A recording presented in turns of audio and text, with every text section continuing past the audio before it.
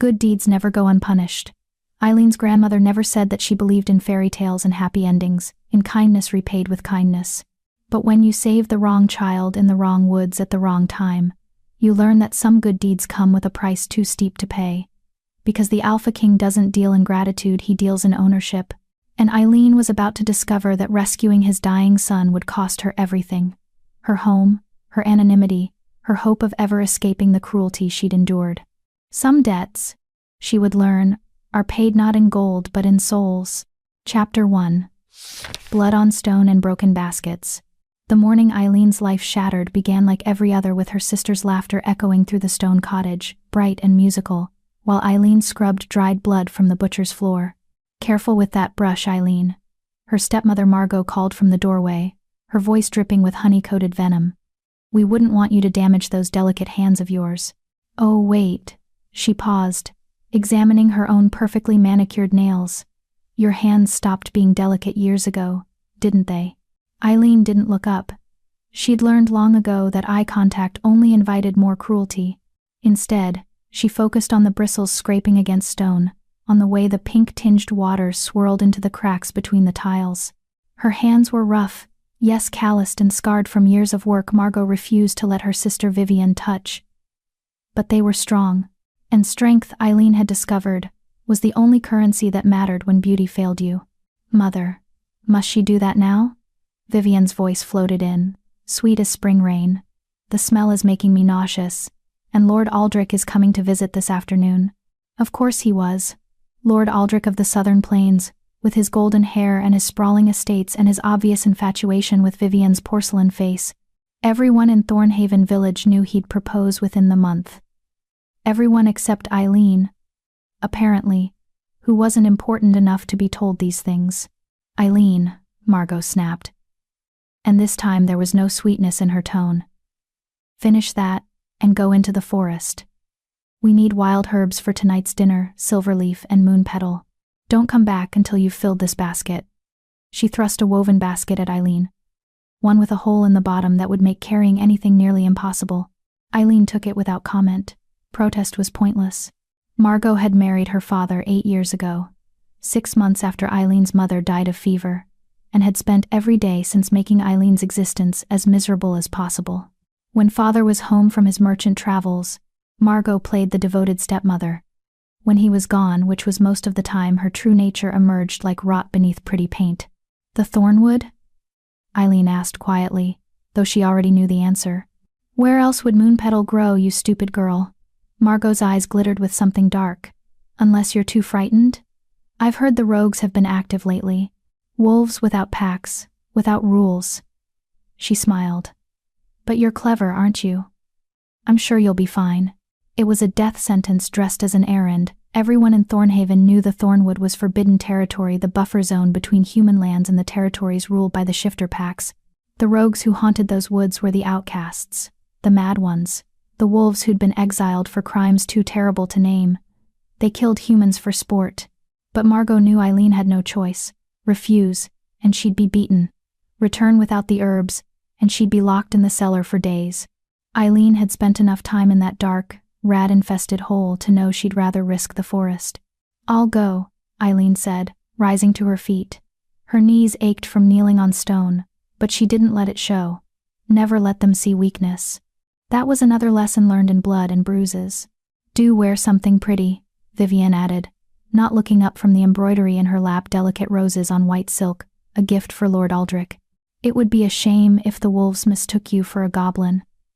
Though I suppose in that old dress, it's an honest mistake." They both laughed, their mirth blending into a sound that felt like nails dragging down Eileen's spine. She left without responding, climbing the narrow stairs to the tiny room she'd been given when Vivian demanded the larger bedroom. It was barely more than a closet, just enough space for a straw mattress, and a cracked mirror that had been her mother's. Eileen paused in front of that mirror now, studying the face that had earned her nothing but scorn. She wasn't ugly, not exactly. Her features were too sharp to be beautiful, high cheekbones, a pointed chin, eyes the color of storm clouds. Her hair was dark as midnight, wild and impossible to tame, nothing like Vivian's golden curls. She looked, Margot often said, like something feral. like she belonged in the forest with the beasts. Maybe she did. Eileen changed into her least tattered dress, a deep green wool that had once been her mother's, and laced up her boots. She tucked a small knife into her belt, one she'd stolen from the butcher's shop last year. It wouldn't do much against a rogue wolf, but it was better than nothing. Before she left, she pressed her hand against the cold window pane, looking out at the forest that loomed beyond the village walls. The thornwood was beautiful in autumn, all gold and crimson, but that beauty hid teeth. Everything beautiful did, she'd learned. Everything except her, apparently, who was neither beautiful nor particularly dangerous. The walk to the forest edge took 20 minutes. Eileen passed through the village square, where merchants hawked their wares and children played in the fountain. They all knew her by sight, the butcher's stepdaughter, the plain one, the girl who'd never marry. Some looked at her with pity, others with contempt. Most didn't look at all. Old grandmother Hess was selling bread by the fountain, and she pressed a small roll into Eileen's hand as she passed. "For your journey, child," she whispered. "The forest is hungry today. I can feel it in my bones." "Thank you," Eileen murmured, tucking the bread into her basket. Grandmother Hess was kind, one of the few people in Thornhaven who remembered Eileen's mother, who remembered that Eileen had once been a different girl, bright and laughing, before grief and Margot had carved that brightness away. The village walls were old stone, 15 feet high, built generations ago when the shifter wars had raged across the continent. Now there was peace, of sorts, a tense understanding between humans and shifters that neither side trusted but both sides needed. The gates stood open during daylight, manned by guards who looked bored and underpaid. "Heading into the Thornwood?" one of them asked as Eileen approached. He was young, maybe 19, with nervous eyes. "That's not smart, girl. 3 hunters went missing last week." "I need herbs," Eileen said simply. "I'll be careful." "Careful won't help if the rogues catch your scent." He shook his head but stepped aside. "On your head be it." The thornwood swallowed her whole. One moment she was in sunlight. The next she was beneath a canopy so thick it turned noon to twilight. The air changed immediately, cooler, damper, filled with the scent of moss and decay, and something else, something wild that made the hair on her arms stand up. This was not human territory. This was a place where different rules applied, where civilization's thin veneer cracked and fell away. Eileen walked carefully, avoiding the paths. Paths meant other travelers, and other travelers meant rogues who hunted them. Instead, she pushed through underbrush, following the sound of running water. Moon petal grew near streams, her mother had taught her. Silverleaf preferred rocky soil. The basket's broken bottom made everything difficult.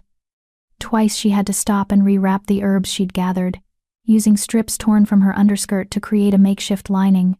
Margot would notice the torn fabric and punish her for it, but that was a problem for later. Right now, survival was all that mattered. She'd been walking for nearly an hour when she heard a sound that didn't belong. Not the rustle of wind through leaves or the chatter of squirrels. This was whimpering, high-pitched and desperate, the sound of something small in terrible pain. Eileen froze. Every instinct screamed at her to keep walking, to ignore it, to get her herbs and get home before dark. But her feet wouldn't move, because she knew that sound. She'd made that sound herself, locked in Margot's cellar with bruises blooming across her ribs, and no one had come, no one had cared. Against all reason, against all sense of self-preservation, Eileen followed the whimpering. She found the cub in a clearing 30 yards off her intended path. It was small, maybe 10 weeks old, with fur the color of storm clouds and eyes that gleamed gold even in the dim forest light. One of its back legs was caught in a trap, the cruel metal teeth buried deep in delicate bone. Blood matted its fur, and the whimpering had taken on a desperate, broken quality that made Eileen's heart clench. But it wasn't alone. 3 wolves circled the cub adults, massive and scarred, with eyes that held no light of intelligence or mercy. Rogues. Their fur was matted and filthy, their movements twitchy and wrong.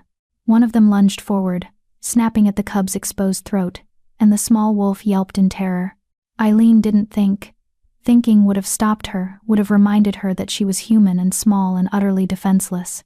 Instead, she grabbed a fallen branch and charged into the clearing, screaming at the top of her lungs. "Get away from it! Go! Get out!" The rogues turned as one, and for a heartbeat, Eileen saw her death in their eyes. They were hunger given form, madness wearing fur. The largest one, a brindled male with one torn ear, bared teeth the length of her fingers. But Eileen had learned something in 8 years under Margot's roof. Victims who fought back were less fun to torture. She swung the branch like a club, catching the brindled rogue across the snout. It yelped and stumbled back, more surprised than hurt. "I said go," Eileen roared, and there was something in her voice, some deep, primal fury, that had been building for years that made even the mad wolves pause. They circled her, testing, looking for weakness. Eileen kept the branch moving, kept herself between them and the trapped cub. Her heart hammered against her ribs. Her hands shook, but she didn't run, because running meant death, and if she was going to die, she'd die on her feet. The brindled rogue lunged. Eileen swung with everything she had. The branch connected with the side of its head, with a crack that echoed through the clearing. The rogue went down hard, whining, and the other two suddenly lost their nerve. They backed away, ears flat, and then they were running, crashing through the underbrush like the cowards they were. Eileen stood there, shaking, the branch still raised, until she was certain they were gone. Then her legs gave out and she collapsed to her knees, gasping for air that wouldn't seem to fill her lungs. The cub whimpered. Right. The trap. Eileen forced herself to move, crawling to where the small wolf lay. Up close she could see how beautiful it was, the silver-gray fur, the intelligent gold eyes, the delicate features that spoke of noble bloodlines. This wasn't some common wolf cub. This was a shifter child, young enough that it couldn't take human form yet. "It's okay," Eileen whispered, though she knew it probably couldn't understand her. "I'm going to help you." The trap was old iron, heavy and cruel. Eileen pulled her knife from her belt and began working at the mechanism, trying to pry the teeth apart. The cub whined but held still, as if it understood she was trying to help. It took 10 minutes of grunting effort before the trap finally sprang open. The moment it did, the cub jerked its mangled leg free and scrambled backward, putting distance between itself and Eileen. It stood on 3 legs, the injured one held at an awkward angle, blood dripping onto the forest floor. Their eyes met storm gray and molten gold. "Go home," Eileen said softly. "Go find your pack. You'll heal. You're young. You'll—" The sound of footsteps, human footsteps, crashed through the forest. Voices, rough and excited, called out in the distance. "I saw the rogues run this way. There's blood on the ground, fresh kill. Check that clearing. Hunters. Or worse, rogue sympathizers. Humans who worked with the mad wolves for profit. Either way, Eileen couldn't be found here. A human alone in the thornwood was suspicious. A human with an injured shifter cub was a death sentence. She looked at the cub one last time. "Hide," she hissed. "Now." Then she grabbed her basket and ran. She made it perhaps 50 yards before the world tilted sideways. Her vision blurred. Her legs tangled beneath her and she fell hard, her head cracking against a moss-covered stone. Pain exploded behind her eyes, bright and terrible, and she tasted copper on her tongue. Distantly, she wondered if the rogues had gotten her after all, if she'd been bitten without noticing, if this was poison working through her veins. But as darkness pulled her down, her last thought was of the cub's golden eyes, intelligent and aware, and the strange certainty that she'd just saved something far more important than she could possibly understand. The last thing she heard before consciousness fled was a howl, deep and resonant and furious, echoing through the thornwood like a promise of vengeance. Then, there was nothing but black. Chapter 2. Gold Eyes and Judgment. Eileen woke to the smell of pine and smoke, and the certain knowledge that she was going to die. Her head throbbed with each heartbeat, a steady pulse of agony that made her stomach churn. She tried to move and discovered her hands were bound behind her back, rough rope cutting into her wrists. Her ankles were similarly tied. She was lying on cold stone, no, not stone, wood, polished wood that smelled of cedar and something else, something wild and clean that she couldn't identify. She forced her eyes open. The room was massive, easily 40 feet across, with a vaulted ceiling supported by beams carved from whole trees. Sunlight streamed through narrow windows set high in the walls, catching dust motes that danced like tiny stars. Tapestries hung on the walls, depicting wolves running beneath full moons, battles between shifters and humans, and scenes of forest hunts so detailed she could almost hear the howls. This was not Thornhaven. This was not anywhere human. She's awake. The voice came from her left female, cold as winter frost. Eileen turned her head, ignoring the spike of pain, and found herself staring at a woman who could only be described as magnificent. She stood nearly 6 feet tall, with silver blonde hair that fell to her waist in a thick braid. Her eyes were pale blue, almost colorless, and they held the same predatory intelligence Eileen had seen in the cub's gaze. She wore leather armor studded with silver, and a sword hung at her hip that looked well used. How merciful of her, another voice drawled, this one male and dripping with sarcasm. Perhaps she'll even be coherent enough to explain why we found her standing over the crown prince with blood on her hands. Eileen's stomach dropped. Crown prince. The cub. Oh gods. What had she done? I didn't... She started, her voice cracking. Her throat was dry as sand. I was saving him. The rogues. Silence. The command cracked through the air like a whip, and Eileen's mouth snapped shut before she could stop herself. Because that voice, deep and resonant and absolutely drowning in authority, was not one you disobeyed. It was the voice from her dreams, from the howl she'd heard before losing consciousness.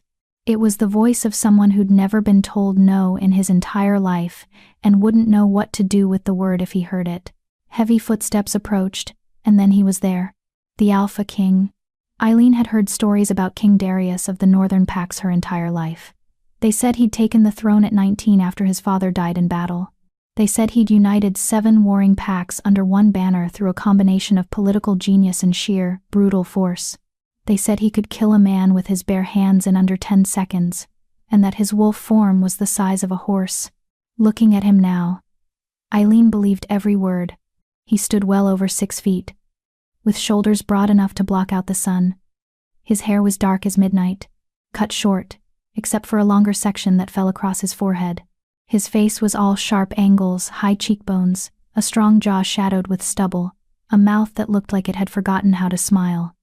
But it was his eyes that stole her breath. They were gold. Pure, molten gold, exactly like the cub's, and they burned with an intensity that made her feel like he could see straight through flesh and bone to the terrified girl beneath. He wore simple clothes, dark leather pants, a loose white shirt with the sleeves rolled up to reveal forearms corded with muscle and marked with scars. A silver chain hung around his neck, disappearing beneath the shirt. No crown, no obvious symbols of power. He didn't need them. Power radiated from him like heat from a forge. He looked at her like she was an insect. Less than an insect. Like she was a problem he was deciding how to erase. Your name, he said. Not a question. A command. Eileen. Her voice came out barely above a whisper. Eileen Thorne. Eileen Thorne. He repeated her name like he was tasting it, testing it for lies. Of Thornhaven Village. It wasn't a question, but she nodded anyway. How did he know? Had they gone through her things? Questioned the village? King Darius circled her slowly, his boots silent on the wooden floor despite his size. Eileen felt like prey being evaluated by a predator, catalogued, assessed, judged. She forced herself to keep breathing, to not show the terror clawing up her throat. My scouts found you in the thornwood, he continued, his voice conversational now, which was somehow worse than the anger. Unconscious, bleeding from a head wound, and my son, the crown prince of the Northern Pacts, heir to 7 territories and bloodlines that stretch back 1,000 years, was caught in a trap, 50 feet away, his leg nearly severed, whimpering like a common dog. The way he said common dog made it clear what he thought of that particular weakness.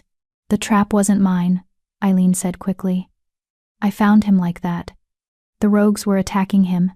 And You what? The Alpha King stopped in front of her, looming. You, a human girl who weighs perhaps 100 pounds soaking wet, fought off 3 rogue wolves. Alone? With a stick? When he put it like that, it did sound insane. I didn't think, Eileen admitted, because there was no point lying to someone who could probably smell deception. I heard him crying, and I couldn't leave him there. Something flickered in those gold eyes too fast for her to identify. Then it was gone, replaced by cold assessment. Commander Lyra, he said, not taking his eyes off Eileen. What did the trackers report? The silver-haired woman stepped forward, her movements predator graceful. The rogue's scent was all over the clearing, Your Majesty.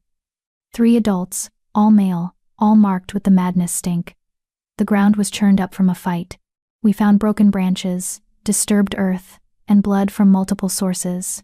The prince's blood, rogue blood, and… She paused, and something that might have been reluctant respect entered her voice. Human blood.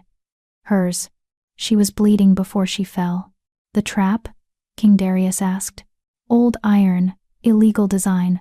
The kind poachers use for bears. It had been there for days, judging by the rust, set deliberately on a game trail. Commander Lyra's jaw tightened. Someone wanted to catch a shifter cub. They wanted it to suffer. A growl rumbled through the room, low and dangerous, more beast than man. The king's eyes flashed, gold bleeding into his irises like liquid fire. For a heartbeat, Eileen saw his wolf looking out at her, ancient and terrible and absolutely lethal. Then he controlled it, forcing the beast back down. When he spoke again, his voice was deadly calm. And the prince's testimony? He can't shift to speak yet, Your Majesty. He's too young. But he… Lyra hesitated. He won't leave her side. When the healers tried to take him to the infirmary, he bit 3 of them and stood guard over her unconscious body. We had to have his nursemaid coax him away with fresh meat. Silence filled the room, heavy as stones. King Darius stared at Eileen for a long moment, those gold eyes searching for something. Truth, maybe. Or guilt, she couldn't tell. So, he finally said, either you're the most accomplished liar I've ever met, or you're a fool. A human girl who risked her life to save a wolf she didn't know, in a forest where her kind are forbidden, expecting no reward and no recognition. His mouth twisted into something that wasn't quite a smile. Tell me, Eileen Thorne, which is it? Liar or fool? Eileen met his eyes. It was stupid you weren't supposed to hold eye contact with an alpha. Everyone knew that, but she was tired and in pain, and so far beyond fear that she'd circled back to something like anger. Neither, she said quietly. I'm someone who knows what it's like to cry for help and have no one come. The words hung in the air between them, raw and honest. King Darius's expression didn't change, but something shifted in the room's atmosphere. The tension didn't ease, but it changed quality from the moment before an execution to something more complex. Your Majesty, a new voice called from the doorway. The healers have finished examining the prince. He'll make a full recovery, but the leg will take weeks to heal properly. And he's asking for her. The speaker was a young man, maybe 25, with auburn hair and warm brown eyes. He wore the same leather armor as Commander Lyra, but his held symbols Eileen didn't recognize, probably military ranks. He looked at her with open curiosity rather than hostility. Asking how, Captain Rowan, King Darius demanded. He can't speak. He brought us to this room, Your Majesty. Limped all the way from the infirmary, trailing blood. The nursemaid is beside herself. Captain Rowan smiled slightly. He's quite insistent.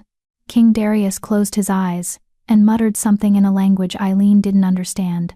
It sounded like cursing. Then he opened his eyes and looked at her again, and this time there was something new in his gaze. Not quite respect, but consideration. Untie her, he ordered. Commander Lyra moved to protest. Your Majesty, we haven't confirmed. My son is a better judge of character than any tracker. His voice was flat, absolute. If he trusts her, that's evidence enough.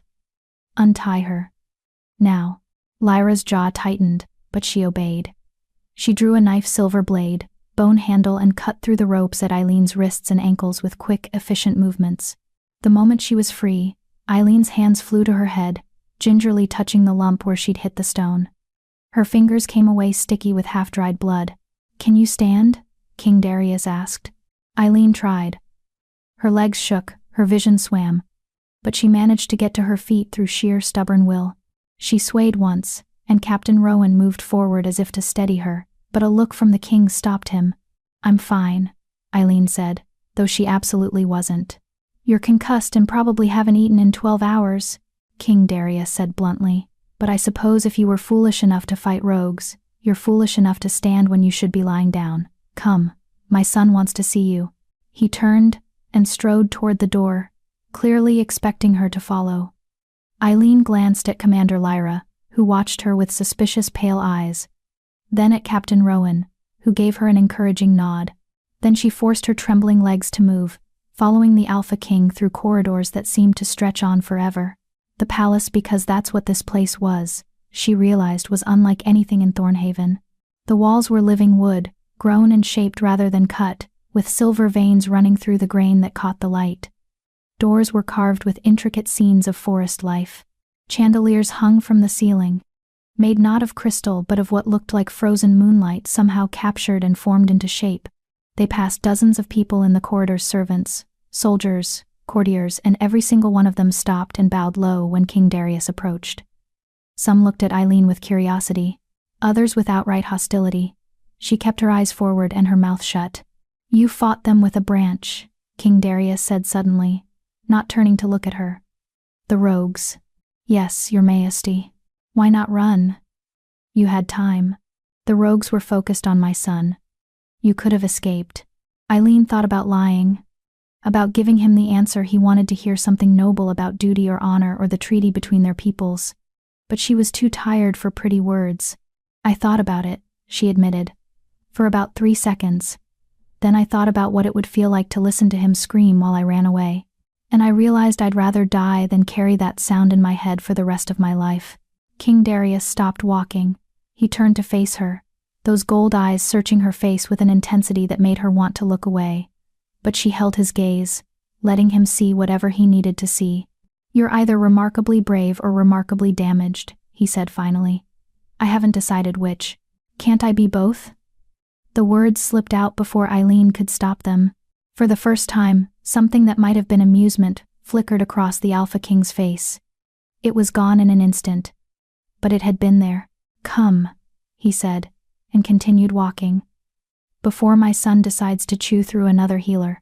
The infirmary was a large room filled with comfortable beds, each one covered in furs and soft pillows. Herbs hung from the ceiling, filling the air with the scent of lavender and something sharper, medicine maybe. 3 healers bustled around, checking patients and mixing compounds, but they all stopped when the king entered. And there, on a bed near the window, was the cub. He looked so small against the white linens, his silver-gray fur matted in places with healing salve. His injured leg was wrapped in bandages that smelled of honey and something else, magic, maybe.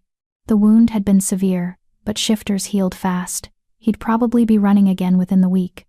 The moment he saw Eileen, the cub's ears perked up. He made a sound, half whine, half bark, and tried to climb out of the bed. A middle-aged woman in healer's robes moved to stop him, but King Darius held up a hand. "Let him go, healer Mira." The cub tumbled out of bed, landing awkwardly on 3 legs, and limped across the room as fast as he could manage. When he reached Eileen, he pressed his head against her legs and made that same whimpering sound, but happy now, relieved. Without thinking, Eileen dropped to her knees and ran her fingers through his soft fur. "Hey," she whispered. "Hey. It's okay. You're safe now. You're home." The cub licked her face, his tail wagging so hard his whole back end wiggled. Then he turned and limped back to his father, sitting at King Darius's feet and looking up at Eileen with those intelligent gold eyes, as if to say, "See? I told you she was good." King Darius looked down at his son, then at Eileen, still kneeling on the floor, then back at his son. "It seems," he said slowly, "that I am in your debt, Eileen Thorne." "No debt, your majesty," Eileen said quickly, because everyone knew that owing debts to shifters was dangerous. "I'm just glad he's safe." "That's not how this works." King Darius's voice was firm. "You saved the crown prince's life.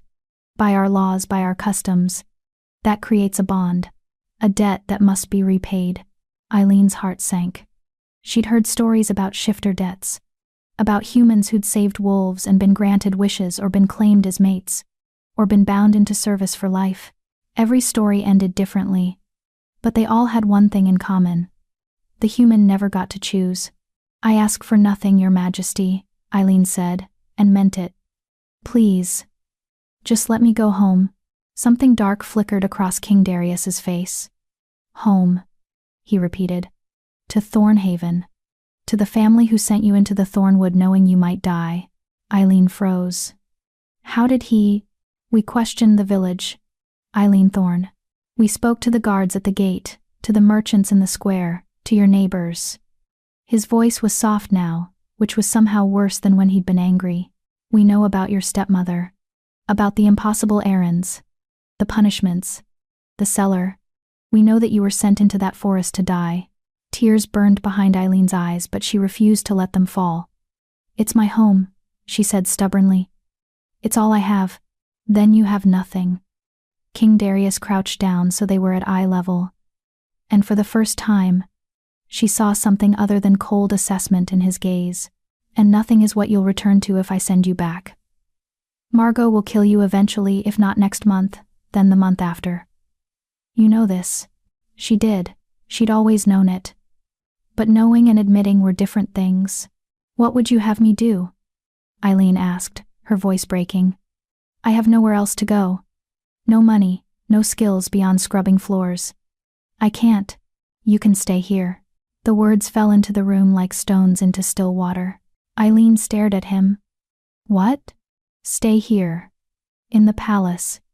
Under my protection. King Darius rose to his feet, once again towering over her. You saved my son's life. The least I can do is offer you a life worth living in return. I don't understand, Eileen said slowly. You want me to, what? Be a servant? I want you to be safe, King Darius said. What you choose to do beyond that is your business. But know this. If you return to Thornhaven, you do so without my protection. And Margot will ensure you never see another autumn. He wasn't wrong. And Eileen wasn't fool enough to pretend otherwise. If I stay, she said carefully, what would be expected of me? Nothing but your presence. My son. King Darius glanced down at the cub, who had curled up at his feet, and was watching Eileen with adoring eyes. My son has claimed you as pack. That's rare, for one so young. It means he trusts you, values you. And in our culture, that means you're under our protection, whether you accept it or not. Pack. The word settled over Eileen like a warm blanket, heavy and strange and terrifying. She'd never belonged to anything before, not really. Margot had made sure she was separate, other, unwanted. But here was an alpha king, offering her belonging. It should have been an easy choice. I need time, Eileen said, to think. King Darius studied her for a long moment, then nodded once. You have until morning. Captain Rowan will show you to guest quarters. You'll be fed, given clean clothes, and allowed to rest. Tomorrow, you'll give me your answer. He turned to leave, his son scrambling to follow on 3 legs, but Eileen's voice stopped him. Your Majesty? What's his name? Your son. I saved him, but I don't even know what to call him. King Darius looked back at her. And for the first time, something that might have been warmth entered his golden eyes. Ash, he said softly. His name is Ash. Then he was gone, leaving Eileen alone with healers who wouldn't meet her eyes, and a choice that felt like no choice at all. Chapter 3. Gold Eyes and Judgment. The guest quarters were nicer than any room Eileen had ever slept in. Captain Rowan had escorted her through winding corridors to a suite on the palace's eastern wing, chattering pleasantly the entire way about nothing, in particular the weather, the upcoming harvest festival, how the palace kitchens made the best honey cakes in all 7 territories. Eileen suspected he was trying to put her at ease, and she appreciated it even if it wasn't working. Here we are, Rowan said, pushing open a carved wooden door. It's not the grand suites, but it's comfortable. Bathrooms through that door, wardrobes already stocked with clothes that should fit. Ring the bell if you need anything, someone will come. Eileen stepped inside and froze. The room was 3 times the size of the closet she'd called home in Thornhaven. A massive bed dominated one wall, piled high with furs and pillows in shades of gray and silver. Windows stretched from floor to ceiling, offering a view of the forest that made her breath catch. A fireplace crackled with flames that needed no tending magic, she realized. Everything here was touched by magic. It's too much, she whispered. It's the smallest guest room we have, Rowan said cheerfully. Don't worry, you're not displacing anyone important. Most of these rooms sit empty except during summit meetings. He paused at the door. Dinner will be brought up in an hour. Try to rest, yeah? You look like you're about to collapse. He left before she could argue. Alone, Eileen moved to the window and pressed her forehead against the cool glass. The sun was setting, painting the thornwood in shades of amber and crimson. From here she could see for miles the forest stretching endlessly north, broken only by the silver ribbon of a river in the distance. Somewhere beyond that forest was Thornhaven. Margot. Vivienne. Her father, if he'd even returned from his travels yet. Did they know where she was? Did they care? A knock at the door interrupted her spiraling thoughts. Eileen turned to find a young woman entering with a tray laden with food. She couldn't have been more than 16, with auburn curls and freckles scattered across her nose like constellations. "Begging your pardon, miss," the girl said, setting the tray on a small table. "I'm Petra. I'll be looking after you during your stay. Is there anything you need? A bath, perhaps? Clean bandages for your head?" Eileen touched the wound gingerly. It had stopped bleeding, but it still throbbed. "A bath would be nice. Thank you." "Of course." Petra beamed and bustled toward the bathroom. "I'll get the water running. Oh, and there's a healing salve in the wardrobe gray jar with the silver lid. His Majesty ordered it specially. Said to make sure you used it tonight. The king had ordered medicine for her." Eileen didn't know what to do with that information, so she filed it away with all the other impossible things that had happened today and focused on the more immediate problem, the food. There was enough on that tray to feed 3 people. Roasted chicken with herbs she couldn't name, fresh bread still warm from the oven, butter that smelled like heaven, roasted vegetables glazed with honey, and a slice of berry pie that made her mouth water just looking at it. When was the last time she'd eaten? Yesterday morning, maybe? Margot had sent her into the forest before lunch. Eileen ate like someone might take the food away quickly, barely tasting it. Years of scarcity overriding manners. It wasn't until she'd cleaned half the tray that she remembered Petra was probably watching from the bathroom and forced herself to slow down. The bath was glorious. Hot water scented with lavender, soft soap that didn't sting, and actual clean towels instead of the rough rags she was used to. Petra had left the healing salve on the edge of the tub, and when Eileen finally dragged herself out, she applied it to her head wound. The medicine was cool and tingling, and within minutes the throbbing had faded to a dull ache. The wardrobe held simple dresses and practical fabrics, nothing like the elaborate gowns she imagined nobles wore, but leagues better than her patched hand-me-downs. She chose a soft gray wool that reminded her of Ash's fur and braided her damp hair over one shoulder. By the time she climbed into bed, exhaustion was dragging at her bones. But sleep wouldn't come. Her mind spun in circles, replaying the day's events like a story she couldn't quite believe. She'd saved a prince, fought rogues, been brought to a palace, been offered protection by an alpha king whose eyes held enough power to remake the world. And tomorrow, she had to decide whether to accept. The rational choice was obvious. Stay.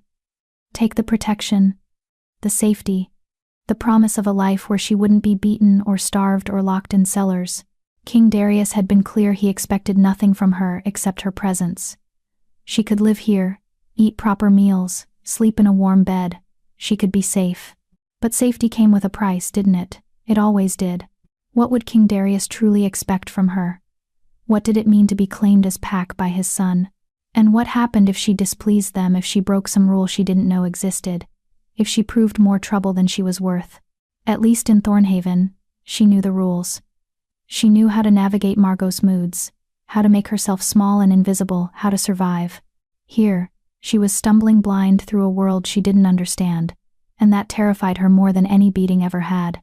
A soft scratching at the door pulled her from her thoughts. Eileen sat up, heart hammering. It was full dark now, the room lit only by the magical fireplace. "Who's there?" The scratching came again, more insistent. Moving slowly, Eileen climbed out of bed and approached the door. She pressed her ear against the wood and heard whimpering, familiar whimpering. She opened the door. Ash sat in the corridor, his bandaged leg held at an awkward angle, looking up at her with those impossibly intelligent gold eyes. His tail wagged once, tentative, as if he wasn't sure he'd be welcome. "What are you doing here?" Eileen whispered, glancing down the empty hallway. "Does your father know you're wandering around?" Ash made a soft chuffing sound and limped into the room without waiting for an invitation. He moved to the fireplace and curled up on the rug there, settling his chin on his paws with a contented sigh. Eileen stared at him. "You can't stay here." This isn't." But Ash was already asleep, his sides rising and falling with the steady rhythm of puppy dreams. Tiny snores emerged from his muzzle, and one of his back legs twitched like he was running through some invisible forest. Eileen should wake him. Should return him to wherever cubs slept in this massive palace. Should definitely not let the crown prince camp out in her guest room like some common stray. Instead, she grabbed a pillow from the bed and settled on the floor beside him. Up close, she could see the delicate bones beneath his fur, the way his whiskers twitched with each breath. He was so small, so vulnerable. If those rogues had succeeded, "You're going to get me in trouble," she whispered, running her fingers gently through his soft fur. "You know that, right?" Ash's tail thumped once against the floor, even in sleep. Eileen smiled despite everything and let her own eyes close. Just for a moment, she told herself. Just until she figured out what to do, she woke to chaos. "Swear to gods if that cub has gotten himself killed, I will personally." "Your Majesty, please, I'm sure he's just exploring." "He has a broken leg, Mira." "He shouldn't be exploring, he should be resting." "When I find him, I'm going to." The voices were coming from the corridor outside, getting louder with each second. Eileen jerked upright, her back screaming in protest, from sleeping on the floor. Gray morning light streamed through the windows. How long had she slept? Ash was still curled up beside her, but now his eyes were open, and his ears were flat against his skull. He knew he was in trouble. "You," Eileen hissed at him, "are going to get us both killed." The door burst open. King Darius stood in the doorway, his hair disheveled and his shirt half untucked like he'd been frantically searching for hours. Commander Lyra flanked him on one side, Captain Rowan on the other, and Healer Mira hovered nervously in the background. They all froze when they saw the scene. Eileen on the floor in yesterday's borrowed dress, Ash curled up beside her like he'd been there all night, both of them blinking sleepily at the intrusion. "I can't explain," Eileen said quickly. "Can you?" King Darius said flatly. "It wasn't a question. He showed up at my door last night. I was going to bring him back, but he fell asleep, and I didn't want to wake him, and she was babbling." She forced herself to stop. "I'm sorry, Your Majesty. I should have returned him immediately." King Darius stared at her for a long moment. Then at his son, who had the decency to look moderately ashamed. Then back at her. "Did he sleep through the night?" he asked finally. Eileen blinked. Yes? I think so. No nightmares? No crying?" "No, Your Majesty." He snored a little, but he snored. King Darius closed his eyes and muttered something in that foreign language again. When he opened them, he looked exhausted. "Ash hasn't slept through the night since his mother died 6 months ago. He wakes every few hours, crying. We've tried everything, nursemaids, sleeping drafts, even having him sleep in my bed. Nothing works." The weight of that statement settled over Eileen like snow. This small, brave cub had lost his mother. And somehow, impossibly, he'd found comfort with her, a human stranger who'd happened to be there when he needed saving. "I didn't know," Eileen whispered. "I'm so sorry." "Don't apologize." King Darius ran a hand through his already messy hair. "I should be thanking you. If you got him to sleep, then." He trailed off, something complicated crossing his face. "May I come in?" "It's your palace, Your Majesty. It's your room. For now." He dismissed the others with a wave of his hand. "Go. All of you. I need to speak with her alone." Commander Lyra looked like she wanted to argue, but a single glance from her king silenced her. They filed out, Healer Mira shooting Eileen a sympathetic look as she left. The door closed with a soft click. King Darius moved to the window, putting his back to Eileen and Ash. For a long moment, he just stood there, silhouetted against the morning light. Without his usual commanding presence on full display, he looked tired, deeply, bone-weary tired. "His mother was killed by rogues," he said finally, his voice low. 6 months ago, during a border patrol. She was one of our finest warriors, second commander of the Northern Guard, my mate, the future queen. We were supposed to grow old together." His hands clenched into fists at his sides. The rogues ambushed her patrol. She died protecting her soldiers. She died a hero. I'm sorry, Eileen said again, because what else could she say? Ash was 4 months old. Too young to understand death, but old enough to know his mother was gone. He's been difficult since then. Withdrawn, aggressive with anyone who tries to comfort him. The healers said it was grief, that he'd grow out of it. King Darius turned to face her, and his gold eyes were raw with pain. But he hasn't. He just keeps getting worse. Until yesterday, when he woke up from surgery and fought 3 healers to get to you. Eileen looked down at Ash, who had crept closer and now had his head in her lap, watching his father with worried eyes. I don't understand why he trusts me, Eileen admitted. I'm nobody. Just a human girl. From a backwater village. You saved him. King Darius moved closer, crouching down so they were at eye level again, just like yesterday. More than that, you fought for him when you had every reason to run. You saw a creature in pain, and your first instinct was to help. Consequences be damned. That's not nobody, Eileen Thorne. That's someone worth knowing. Heat crept up Eileen's neck. She wasn't used to compliments, especially not from kings. I just did what anyone would do. Anyone didn't. You did. He reached out slowly, giving her time to pull away, and tucked a strand of hair behind her ear. His fingers were warm, calloused, surprisingly gentle. And now my son has claimed you, and I find myself in an impossible position. Eileen's heart began to pound. What position?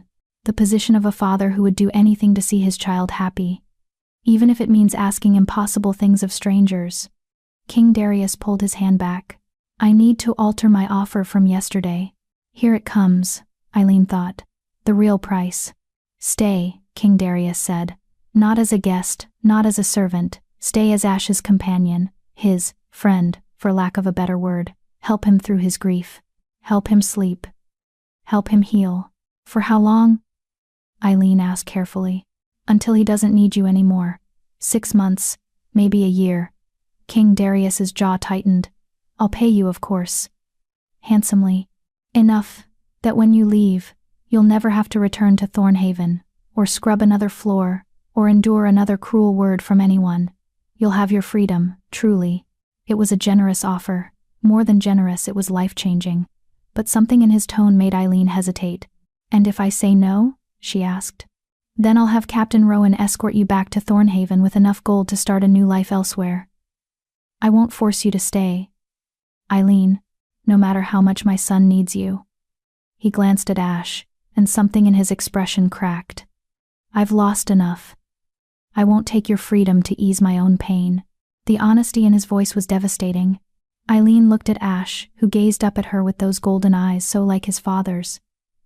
She thought about the way he'd pressed against her legs yesterday, seeking comfort. The way he'd slept through the night for the first time in months.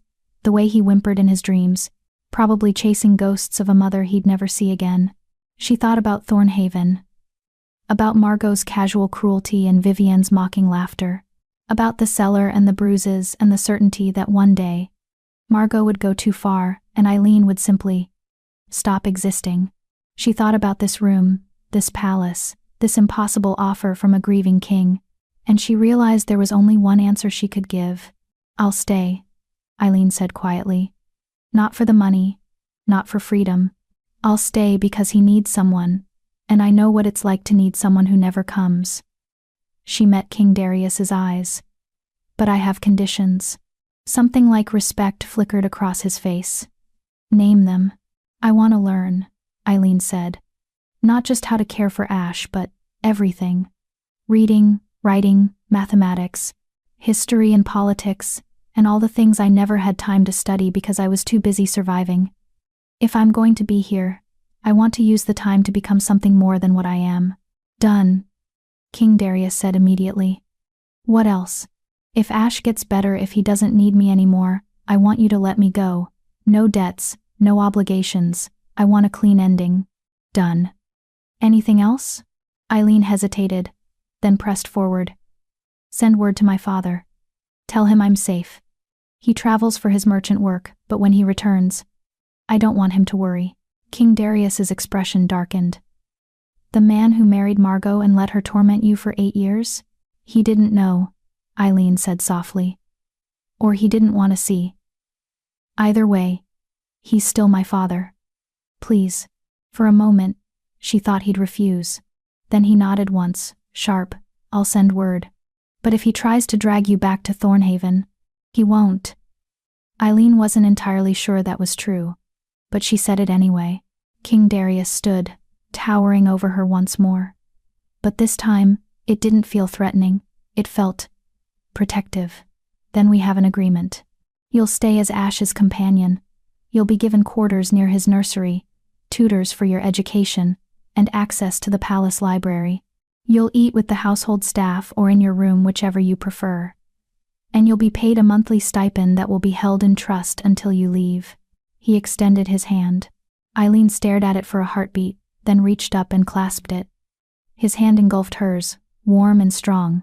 And when they shook, she felt the weight of the promise settling over her like armor. Welcome to the Northern Pack, Eileen Thorne, King Darius said. May you never have cause to regret it. As Ash's tail wagged so hard his whole body wiggled, Eileen couldn't help but think. Too late for regrets now. She'd made her choice. Now she'd have to live with it. Chapter 4. Learning to live instead of survive. Eileen's new quarters were attached to the royal nursery by a connecting door that could be locked from either side, though Ash figured out how to nose it open within the first day, rendering the lock completely useless. The rooms were smaller than the guest suite but infinitely more comfortable, decorated in soft grays and forest greens that reminded her of the Thornwood at dawn. A desk sat beneath the window, already stocked with paper, ink, and books whose spines promised knowledge she'd always hungered for. The bed was smaller too, but still larger than anything she'd slept in before, and Petra had filled the wardrobe with practical dresses in sturdy fabrics. His Majesty said you'd be working with the young prince, Petra had explained while helping Eileen settle in. Can't do that in fancy silks, can you? These are meant for running around, getting dirty, living life properly. Living life properly. As if Eileen had any idea what that meant. The first week passed in a blur of adjustment and awkward navigation. Ash attached himself to Eileen's side like a second shadow, limping after her on his healing leg with single-minded determination. When she ate, he sat at her feet. When she slept, he curled up on the rug beside her bed, or, more often, on the bed itself, despite healer Mira's protests that he needed to sleep in his proper nursery. He's a prince, Mira said on the third day, exasperation clear in her voice. Not a common house pet. There are protocols, traditions. He's a child who lost his mother, Eileen countered quietly, running her fingers through Ash's fur. Protocols can wait until he's finished grieving. Mira had stared at her for a long moment, then sighed. You're either very wise or very foolish. I haven't decided which. That seems to be the consensus, Eileen murmured. King Darius kept his distance, appearing only occasionally to check on his son's progress. Each time, he'd pause in the doorway of whatever room Eileen and Ash occupied, those gold eyes assessing, calculating. Then he'd nod once and disappear, leaving Eileen with the distinct impression that she was being tested somehow, though for what? She couldn't say. The tutors arrived on her 5th day. Master Benedict was a stooped old man with kind eyes and ink-stained fingers who'd been teaching royal children for 40 years. He arrived at Eileen's quarters carrying an armful of books and wearing an expression of poorly concealed curiosity. So, he said, settling into the chair across from her desk while Ash napped on the bed. His Majesty tells me you want to learn. Everything, he said. Where shall we start? Reading, Eileen admitted, heat creeping up her neck. I know my letters, but I'm slow, and writing I can sign my name, but not much else. She waited for judgment, for the condescension she'd seen so many times in Thornhaven when her ignorance showed. But Master Benedict just nodded thoughtfully. A strong foundation then. Good. Too many students try to run before they can walk. He pulled out a slate and chalk. Show me what you know. What followed were 2 hours of the most intense concentration Eileen had ever experienced. Master Benedict was patient but exacting, correcting her letter formation with gentle precision, making her repeat words until they flowed naturally. By the end, her hand cramped and her head ached, but she'd written an entire paragraph clumsy and smudged but hers. "You learn quickly," Benedict said, gathering his materials. "Tomorrow we'll work on reading comprehension. But for now, practice these letters. 30 of each." Before bed, he left her with a primer and a sense of accomplishment that felt better than any meal she'd ever eaten. The days fell into a rhythm. Mornings were for lessons, with Master Benedict reading, writing, basic mathematics that made her brain hurt in entirely new ways. Afternoons were for Ash, walking through the palace gardens despite his limp, playing gentle games that wouldn't strain his healing leg. Reading him stories from picture books meant for shifter cubs learning to speak. Ash couldn't respond in words, yet he was too young to shift to human form, but his intelligence shone through in other ways. He'd nudge specific books when he wanted certain stories. He'd herd Eileen toward the gardens when he wanted to explore. And he had opinions about everything, expressed through a complex language of huffs, barks, and pointed stares that Eileen was slowly learning to interpret. "You're spoiling him," Commander Lyra observed one afternoon, watching Ash drag Eileen toward a patch of wildflowers he wanted to investigate. "I'm befriending him," Eileen corrected. "There's a difference." "Is there?" Lyra's pale eyes were unreadable. "He's going to be king one day. Kings can't afford to be soft. He's 5 months old. Right now, he can afford to be whatever he needs to be." Eileen met the commander's gaze steadily. Grief doesn't care about future crowns. Something shifted in Lyra's expression.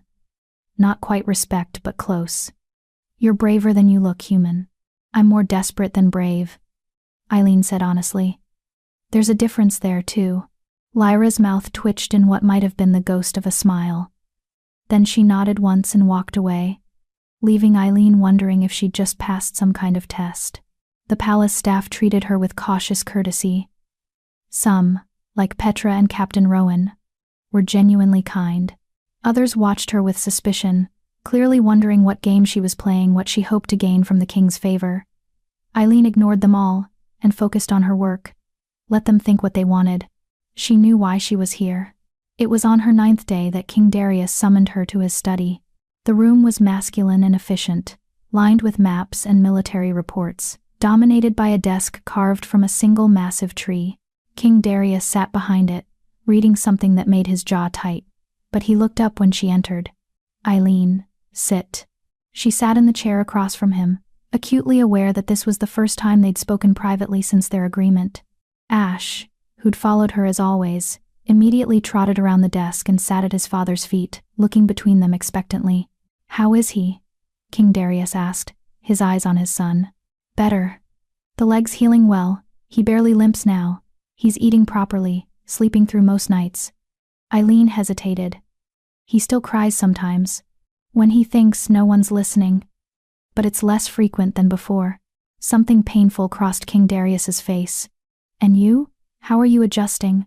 "I'm learning," Eileen said simply. "Master Benedict says I have an aptitude for languages. Commander Lyra thinks I'm too soft. Healer Mira thinks I'm undermining royal protocol. But Ash is happy, so I'm counting that as success. Lyra said you stood up to her about spoiling him. I said he's grieving and deserves gentleness. If that's spoiling, then yes." King Darius leaned back in his chair, studying her with that same assessing look she'd seen before. "You're not what I expected." "What did you expect?" "Someone more pliable. Someone who'd be grateful enough to never question anything." His mouth quirked. "Instead, I got someone who argues with my military commander and rewrites nursery protocols." "Should I apologize?" Eileen asked carefully. "No." He said it firmly. "Ash needs someone strong enough to stand up for him. Even to me, if necessary." He paused. "I received word from your father." Eileen's breath caught. "Is he?" "He returned to Thornhaven 3 days ago. Found you missing. Margot told him you'd run away in the night, probably killed by wolves in the forest." King Darius's voice went cold. She seemed quite pleased about it. Rage flickered through Eileen's chest, hot and sharp. Of course Margot had been pleased. One less problem to deal with.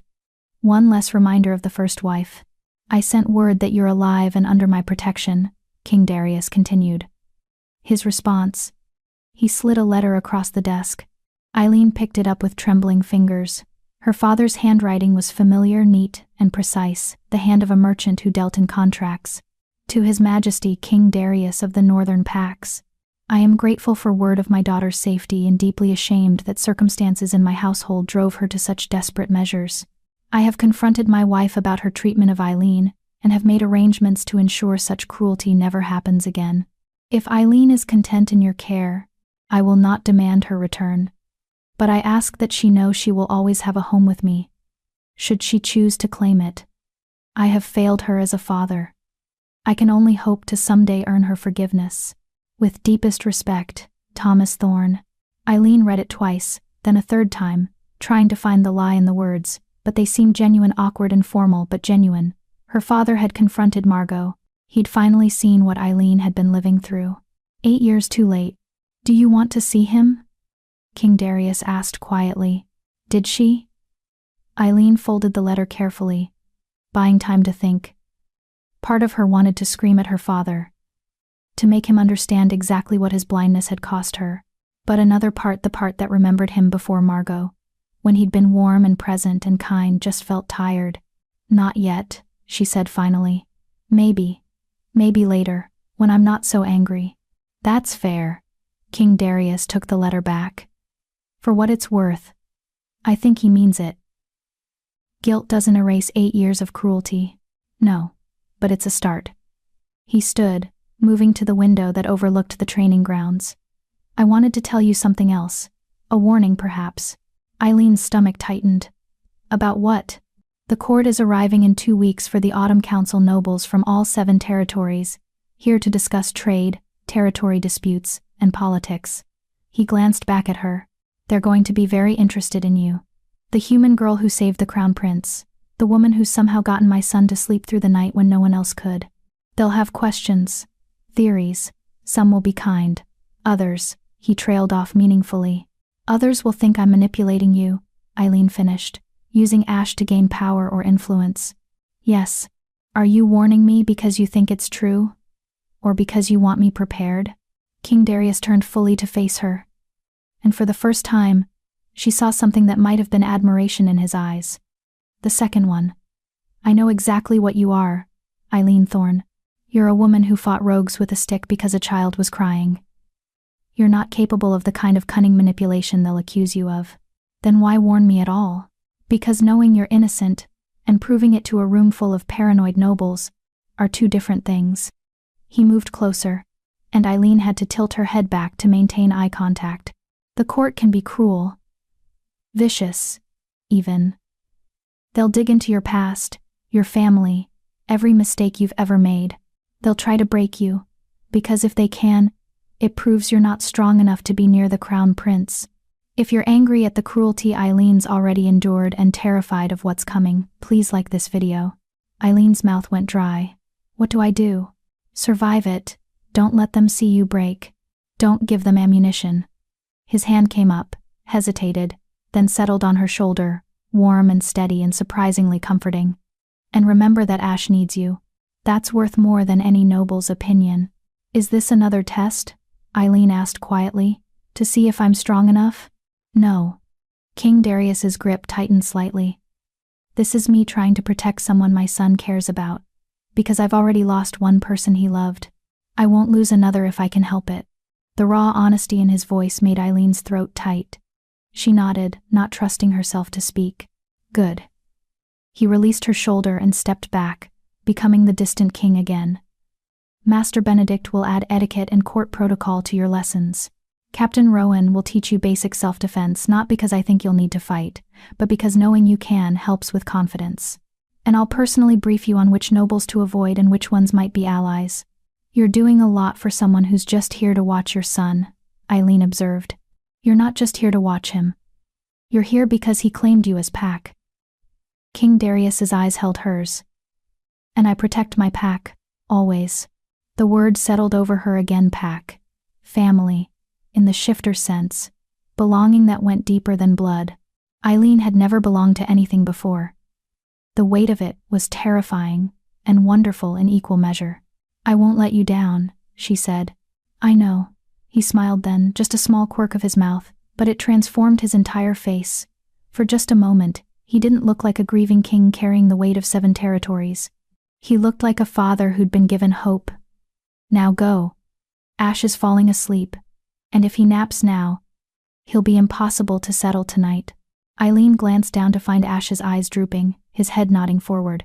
She scooped him up. He was getting heavier, growing fast, and he snuggled into her arms with a contented sigh. "Thank you, Your Majesty," she said. "Darius," he said quietly.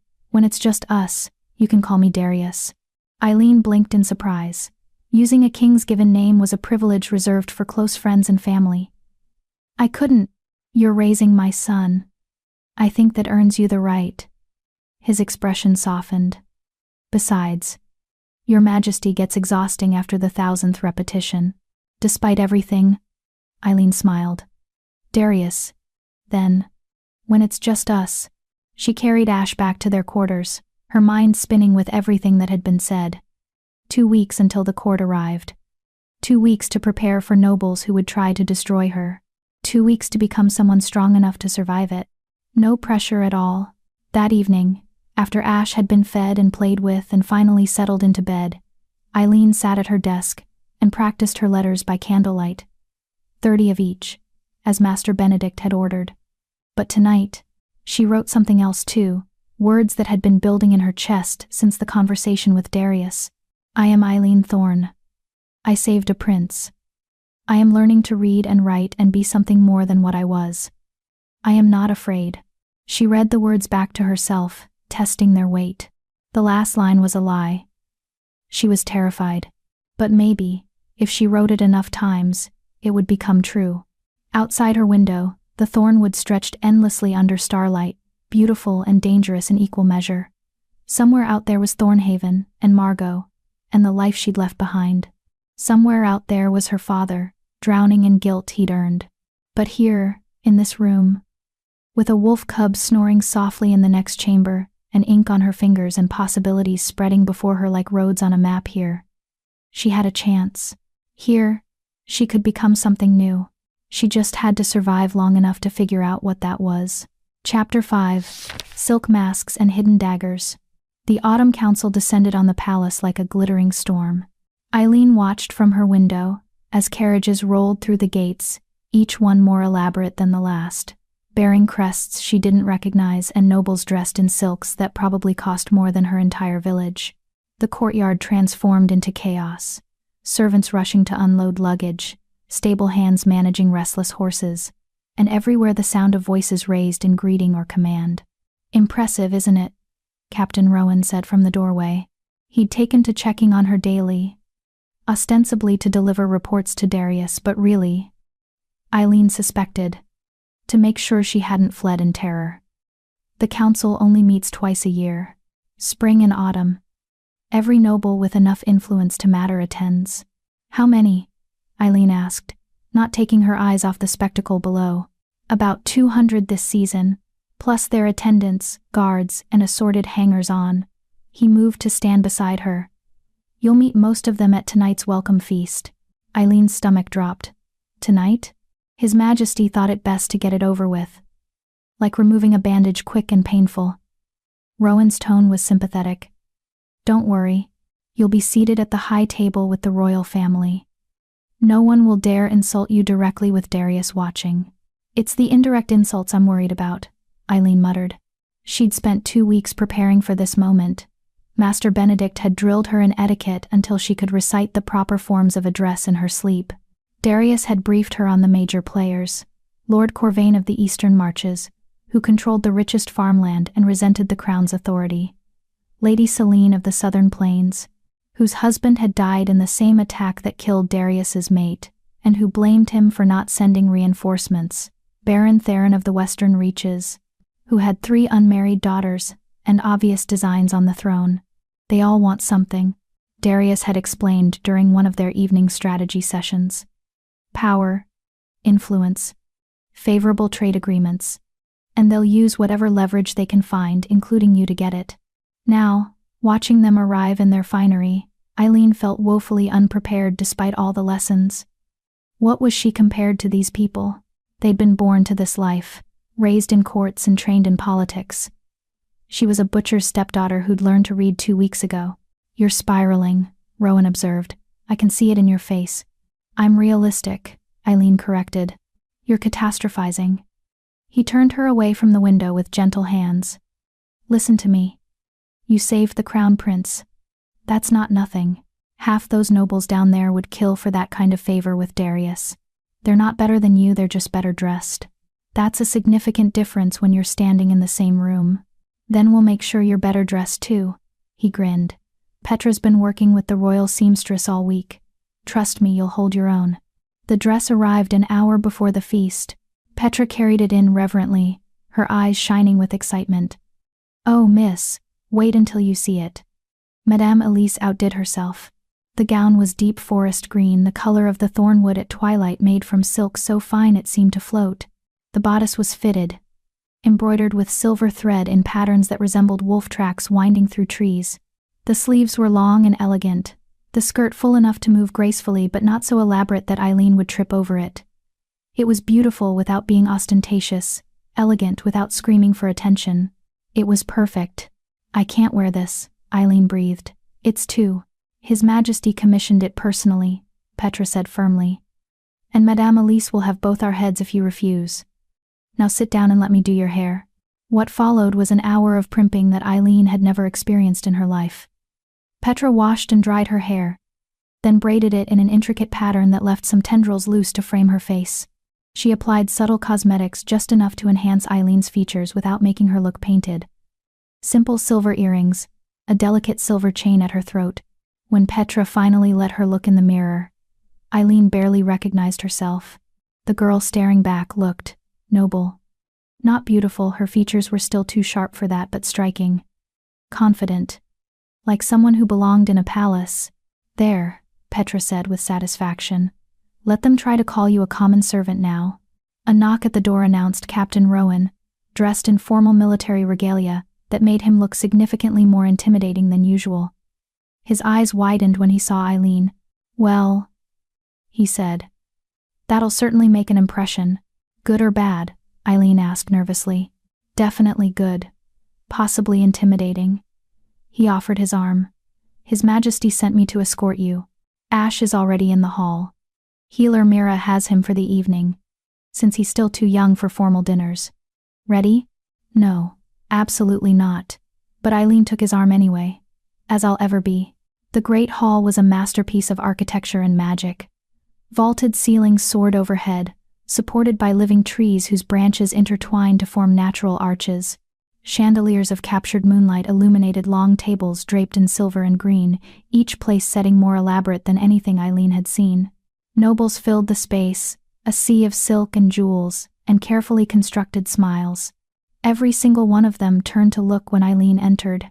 The weight of their stares was physical, pressing against her skin like humidity before a storm.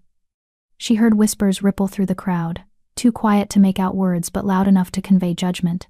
Rowan's arm tensed under her hand, but he kept walking, guiding her toward the high table at the room's far end. Darius sat at the center, looking every inch the king in formal black leather and a silver crown that caught the light. Commander Lyra flanked him on one side, and an empty chair waited on the other, Eileen's seat. Other high-ranking nobles filled the remaining places. An elderly woman with white hair and calculating eyes. A middle-aged man whose military bearing screamed authority. A younger woman whose beauty was so perfect, it seemed almost artificial. Darius's eyes found Eileen's across the room, and something flickered in his expression, surprise, maybe, or approval. He stood as she approached, and the entire hall fell silent. "Lady Eileen Thorne," he announced, his voice carrying effortlessly. "Savior of Crown Prince Ash, an honored guest of the Northern Pack." The title lady wasn't one she'd earned, but no one dared contradict a king. Eileen curtsied as Master Benedict had taught her. Not too deep, not too shallow, and allowed Rowan to escort her to her seat. Darius waited until she was settled before sitting himself, which prompted everyone else to finally take their chairs. The gesture was deliberate. By standing for her, by waiting, he'd just publicly declared her importance. Every noble in this room now knew she had the king's favor. Whether that was protection or a target on her back remained to be seen. "You look lovely."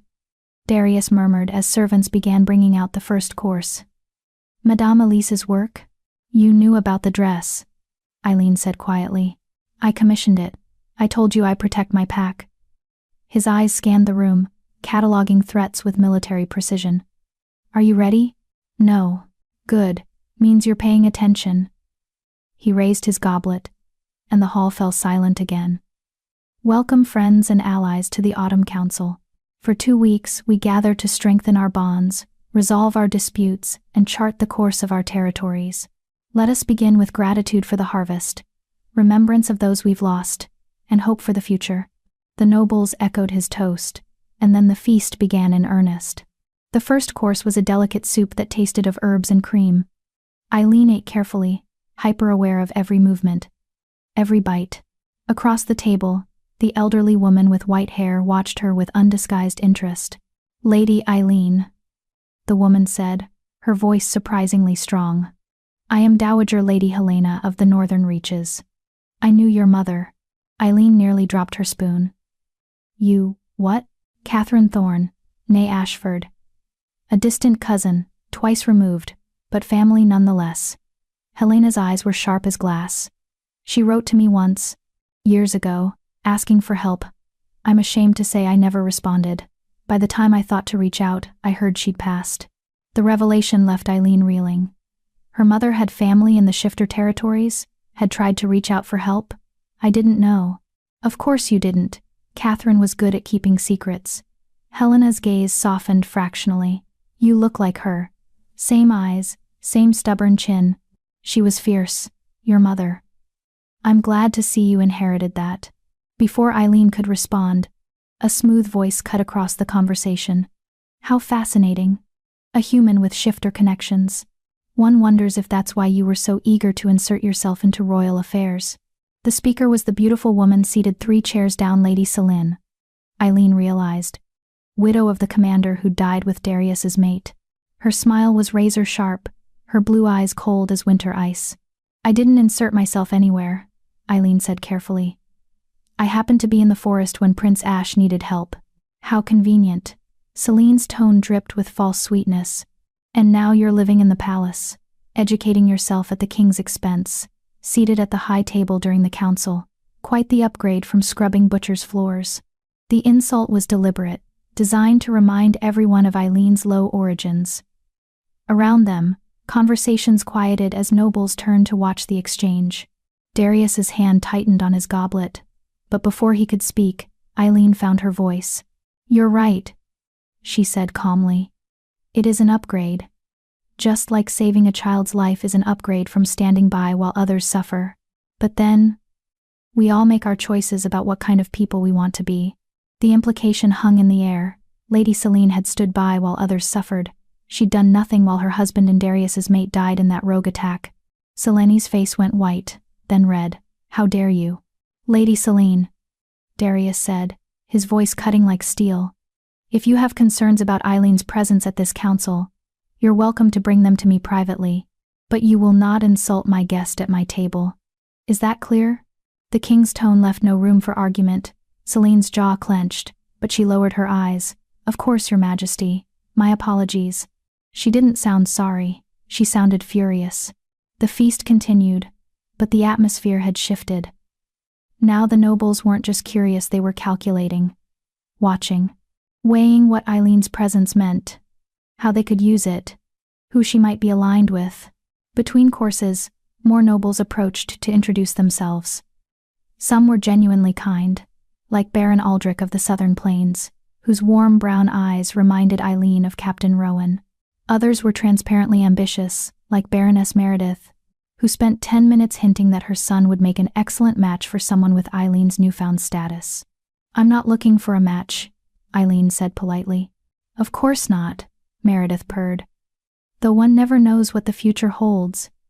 After all, you've already accomplished so much in such a short time. Who knows what heights you might reach with the right connections. The implication was clear. Marry well, leverage your position, climb higher. It made Eileen's skin crawl. By the time the final course arrived, a decadent honey cake that Eileen barely tasted, her face ached from maintaining a pleasant expression. She'd smiled, deflected, and navigated more verbal traps than she could count. Her head throbbed with the effort of remembering names, titles, and territorial allegiances. Finally, mercifully, Darius stood. "Thank you all for joining us tonight. The council proper begins tomorrow morning in the state chamber. Until then, rest well." The dismissal was clear. Nobles began filtering out, some casting final measuring glances at Eileen. She remained seated until most of the crowd had dispersed, then finally allowed herself to slump slightly. "You survived," Darius observed, a hint of approval in his voice. "Barely. Barely is enough." He offered his hand. "Come. I'll walk you back to your quarters. We need to discuss what just happened." Eileen took his hand and let him pull her to her feet. Her legs felt unsteady, her head still spinning from sensory overload. They walked through the corridors in silence, Darius dismissing the guards who tried to follow. "Lady Selene will be a problem," he said once they were alone. "She blames me for her husband's death. Blames herself too, probably. Grief makes people vicious." "I shouldn't have said what I did," Eileen said. "About standing by while others suffer. It was cruel. It was true. And sometimes truth is the cruelest weapon we have." He glanced at her. "You handled yourself well tonight. Better than I expected, honestly. I thought I was terrible. You were nervous, which was natural, but you didn't back down when challenged, didn't let Selene intimidate you, and didn't reveal anything you didn't want to." He smiled slightly. "That's all anyone can ask in their first court appearance." They reached her quarters. Eileen expected Darius to leave immediately, but instead he paused, his expression troubled. "What?" she asked. "Lady Helena," he said carefully. "Did you know about your mother's connection to the Shifter territories?" "No. I didn't even know her maiden name was Ashford. The Ashfords are an old bloodline human, but with extensive ties to Shifter communities.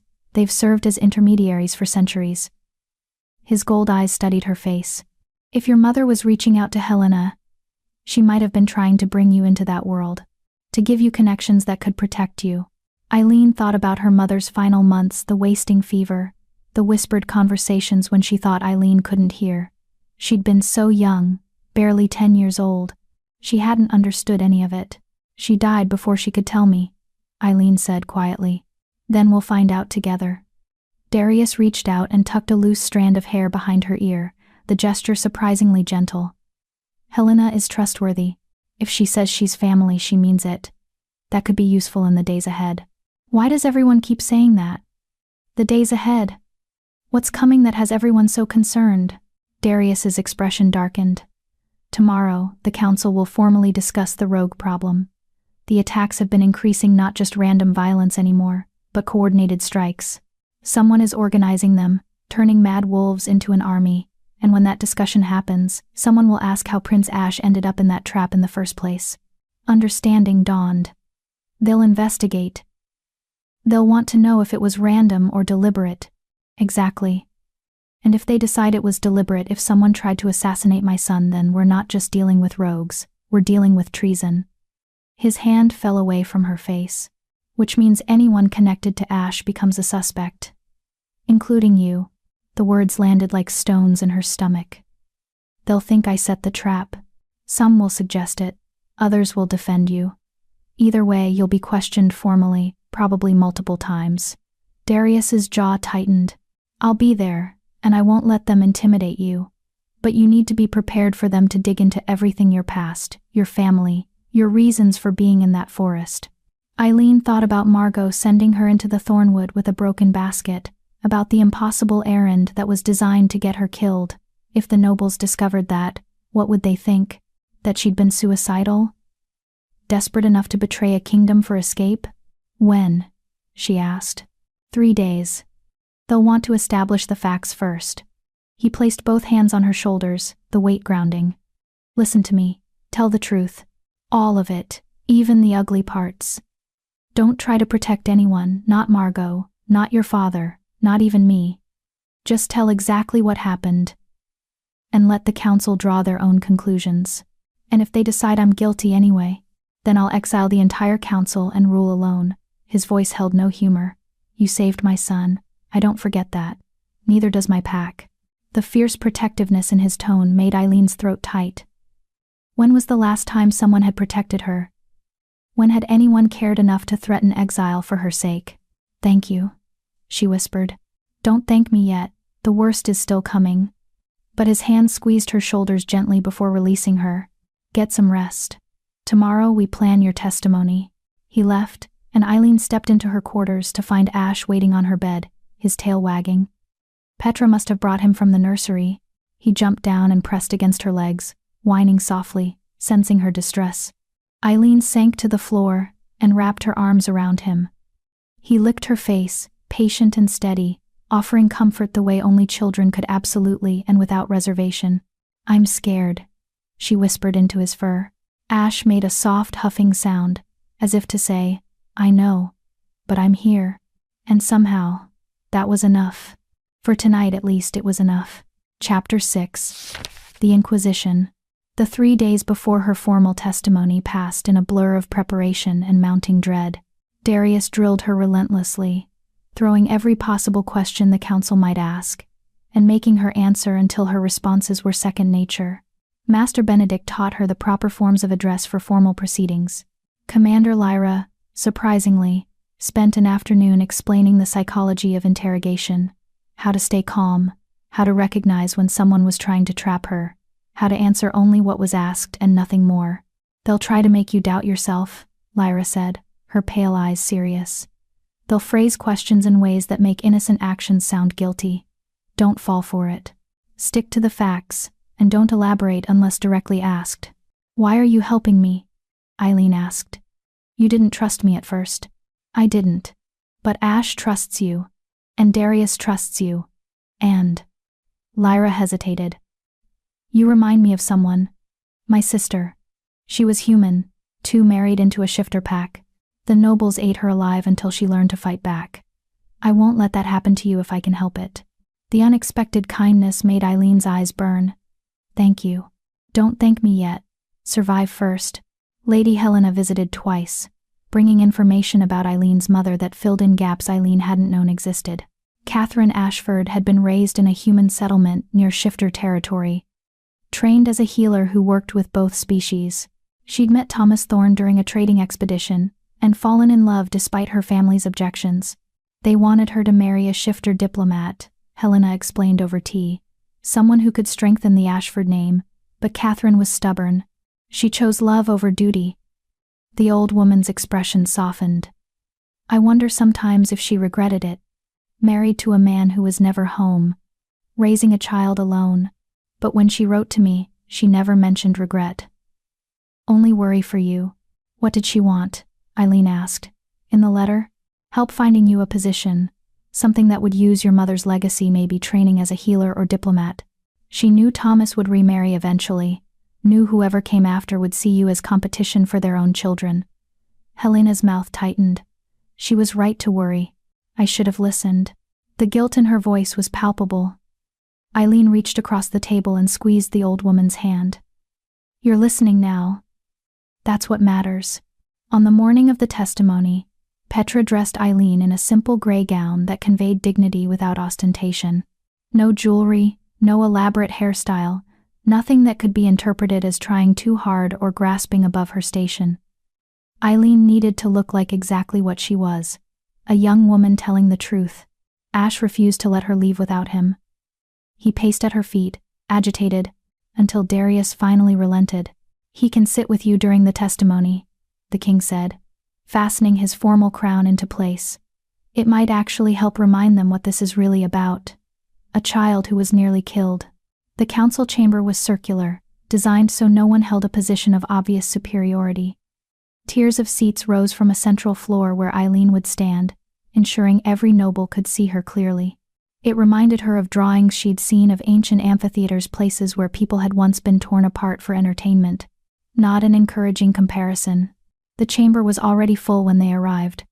200 faces turned to watch as Darius escorted Eileen to the center of the room, Ash limping beside them on his now nearly healed leg. A single chair waited for her, a concession to her humanity, since shifters preferred to stand during formal proceedings. Darius squeezed her shoulder once, a brief gesture of support, then took his place in the highest tier beside Commander Lyra. Ash curled up at Eileen's feet, his warm weight grounding. Lord Corvain stood to open the proceedings. He was elderly but sharp-eyed, with silver hair and the bearing of someone accustomed to command. We convened to investigate the circumstances surrounding the attack on Crown Prince Ash 3 weeks past. Lady Eileen Thorne has agreed to provide testimony. All questions will be asked with respect for her service in saving the prince's life. That last part was clearly for the benefit of nobles like Lady Selene, who sat 2 tiers up with murder in her eyes. Lady Eileen, Corvain continued, please state your full name and place of origin for the record. Eileen stood, her legs steadier than she'd expected. Eileen Catherine Thorne, of Thornhaven Village in the Southern Marches. And on the day in question, why were you in the Thornwood? Here it was. The first real question. Eileen took a breath and answered exactly as Darius had coached her. I was gathering herbs at my stepmother's instruction, specifically silverleaf and moon petal, which grow only in the deep forest. Your stepmother sent you into forbidden territory? Lady Helena asked from her seat. Alone? Yes, my lady. Did she know the risks? Everyone in Thornhaven knows the Thornwood is dangerous. We're taught from childhood to avoid it. Eileen kept her voice level. But I had little choice. Refuse, and I would be punished. Return empty-handed, and I would be punished. My stepmother's errands were designed to be impossible. Murmurs rippled through the chamber. Some nobles looked sympathetic, others skeptical. That's a serious accusation, Lord Corvain said carefully. You're suggesting your stepmother deliberately endangered you? I'm stating a fact. Whether it was deliberate endangerment or simply cruelty, I can't say for certain. But the pattern was consistent throughout the 8 years she was married to my father.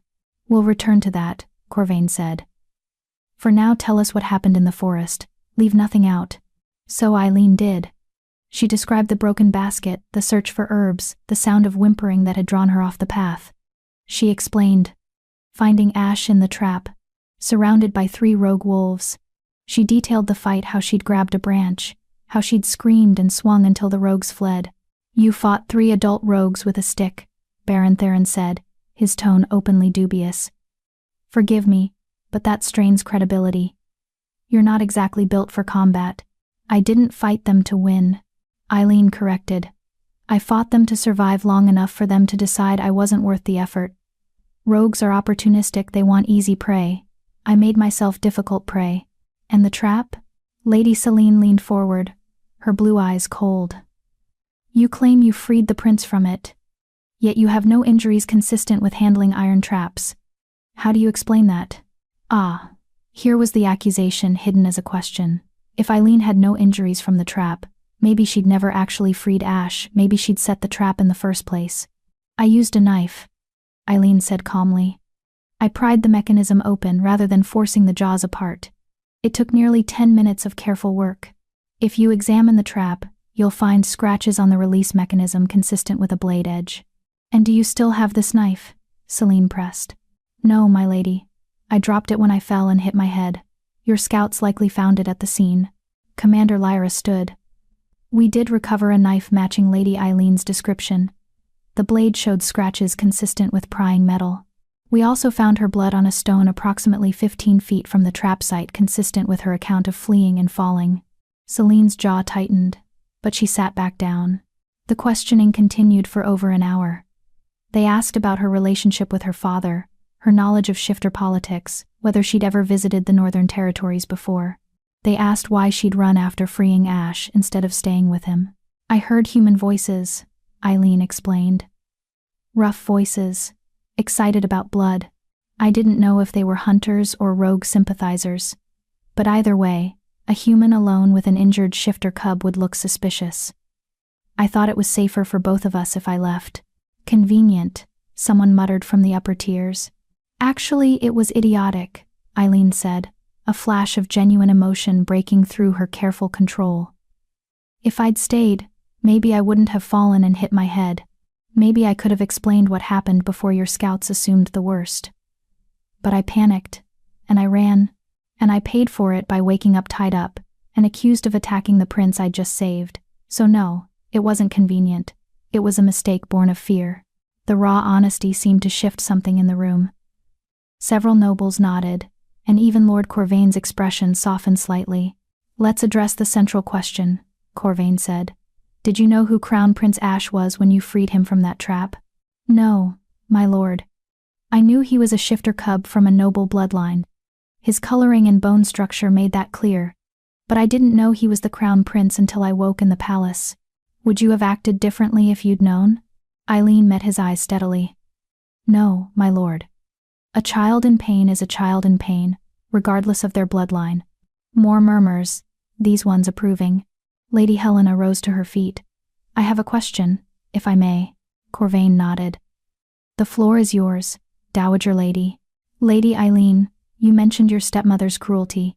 Can you provide specific examples, for the record?" This was the part Eileen had dreaded.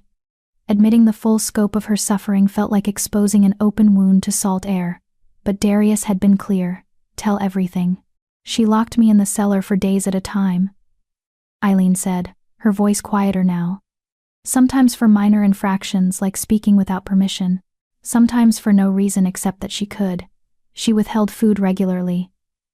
She assigned me tasks designed to be impossible, then punished me when I failed. She reminded me daily that I was worthless, unwanted, a burden my father regretted." The chamber had gone silent. Even Lady Selene looked uncomfortable. "Did your father know?" Helena asked gently. "I don't know. He traveled constantly for his merchant work. When he was home, Margot, my stepmother, was careful to hide the worst of it. And Eileen's throat tightened. "I never told him. I was afraid he'd think I was lying, or that he'd choose her over me.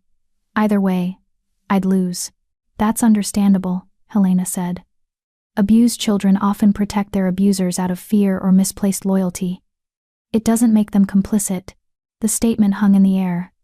A clear message to the nobles who might use Eileen's silence against her. "One final question," Lord Corvain said. "And I ask this not to impugn your character, but because it must be addressed. Is there any reason, any person, any promise, any threat that might have motivated you to harm the Crown Prince?" "No, my lord." Eileen's voice was steady. "I had never been to the Northern Territories before.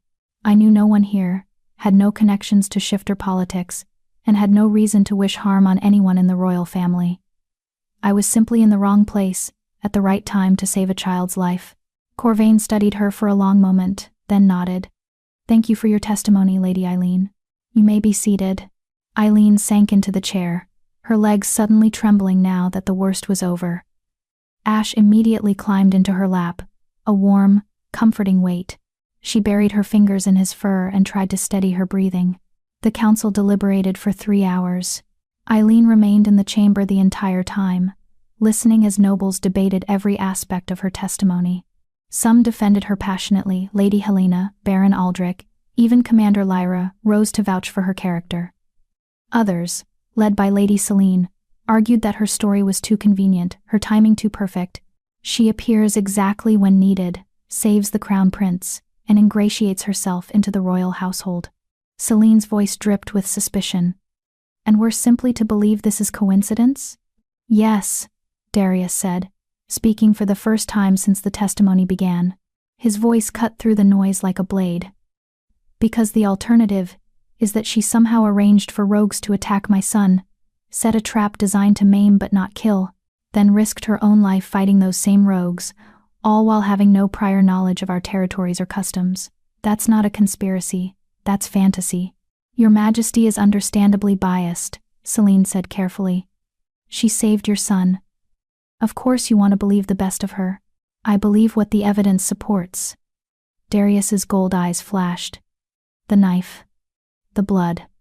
The broken basket. The testimony of the gate guards who saw her sent into that forest by a woman with documented cruelty. Everything corroborates her story. If you want to ignore that because it doesn't fit your preferred narrative, that says more about you than it does about her. The rebuke was public and devastating. Selene's face went white. Finally, Lord Corvain called for a vote. "All those who believe Lady Eileen Thorne's testimony, and find no evidence of conspiracy or wrongdoing, signify by standing." Eileen held her breath. One by one, nobles rose to their feet. Lady Helena. Baron Aldrich, Commander Lyra, Captain Rowan from his place among the military contingent. More than half the chamber stood within 30 seconds. Lord Corvain counted carefully, then nodded. By a vote of 123 to 77, this council finds Lady Eileen Thorne innocent of any wrongdoing. Her actions in saving Crown Prince Ash are recognized as heroic, and she will be formally honored at tomorrow's court ceremony.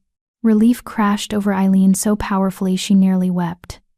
Ash licked her face, his tail wagging, sensing her emotion. However, Corvain continued, and Eileen's relief faltered. The matter of the trap itself remains unresolved. Someone set that trap deliberately, intending to harm or kill a shifter, possibly the Crown Prince specifically. This council recommends a full investigation into rogue activities and potential assassination plots. Commander Lyra, you will lead this investigation with full authority to question anyone necessary. Lyra bowed. Yes, my lord. This session is concluded. We reconvene tomorrow morning to discuss trade agreements. The nobles began filing out, some casting sympathetic looks at Eileen, others still clearly suspicious. Lady Selene stormed past without a glance, her fury palpable. Darius descended from his tier and approached Eileen, who was still sitting with Ash in her lap trying to process what had just happened. You did well, he said quietly, offering his hand. Eileen took it and let him pull her to her feet. Ash jumped down and immediately pressed against both of their legs, as if trying to keep them together. I thought they'd convict me. 77 of them wanted to. But truth has a weight to it that lies don't. People can sense it, even when they don't want to. His hand tightened on hers. Come, you need to eat something and rest. Tomorrow's ceremony will be exhausting in an entirely different way. They walked through the corridors, Ash trotting between them. Nobles who passed bowed to Darius, and several nodded respectfully to Eileen, a marked change from 3 days ago. What happens now? Eileen asked. With the investigation? Lyra will track down whoever set that trap. If it was random, just a poacher with bad timing, we deal with them quietly.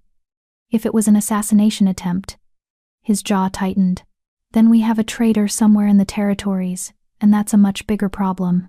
Do you think it was assassination? I think my mate died 6 months ago in a rogue attack that shouldn't have succeeded. I think my son was caught in a trap deep in forbidden territory where noble cubs shouldn't be able to wander. And I think someone out there wants my bloodline gone. His gold eyes met hers. But I also think they underestimated you. And that might be the mistake that brings them down. They reached her quarters.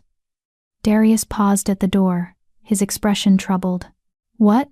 Eileen asked. Lady Helena spoke to me after the vote. She wants to formally sponsor you, claim you as Ashford family under the old treaties. It would give you legal protections, the right to use the Ashford name, and connections throughout the territories. Why would she do that? Because you're her cousin's daughter. And she feels guilty for abandoning you. And because having an Ashford in the palace strengthens her family's position. He smiled slightly. Politics is never just one thing. People can have good intentions and ulterior motives simultaneously. Should I accept? That's your choice. But it would make things easier for you here. The Ashfords carry weight not enough to threaten the throne, but enough to make people think twice about attacking you. He hesitated. And it would make you less of an outsider. More permanent.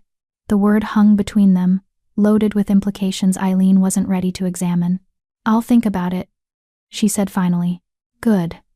Darius reached out and tucked a strand of hair behind her ear, a gesture that was becoming familiar. For what it's worth, I'm glad you're here. Ash is healing because of you. And I. He trailed off, something complicated crossing his face. I'm healing too. In ways I didn't expect. Before Eileen could respond, he turned and left, leaving her standing in the doorway with a wolf cub and a heart that suddenly felt too full for her chest.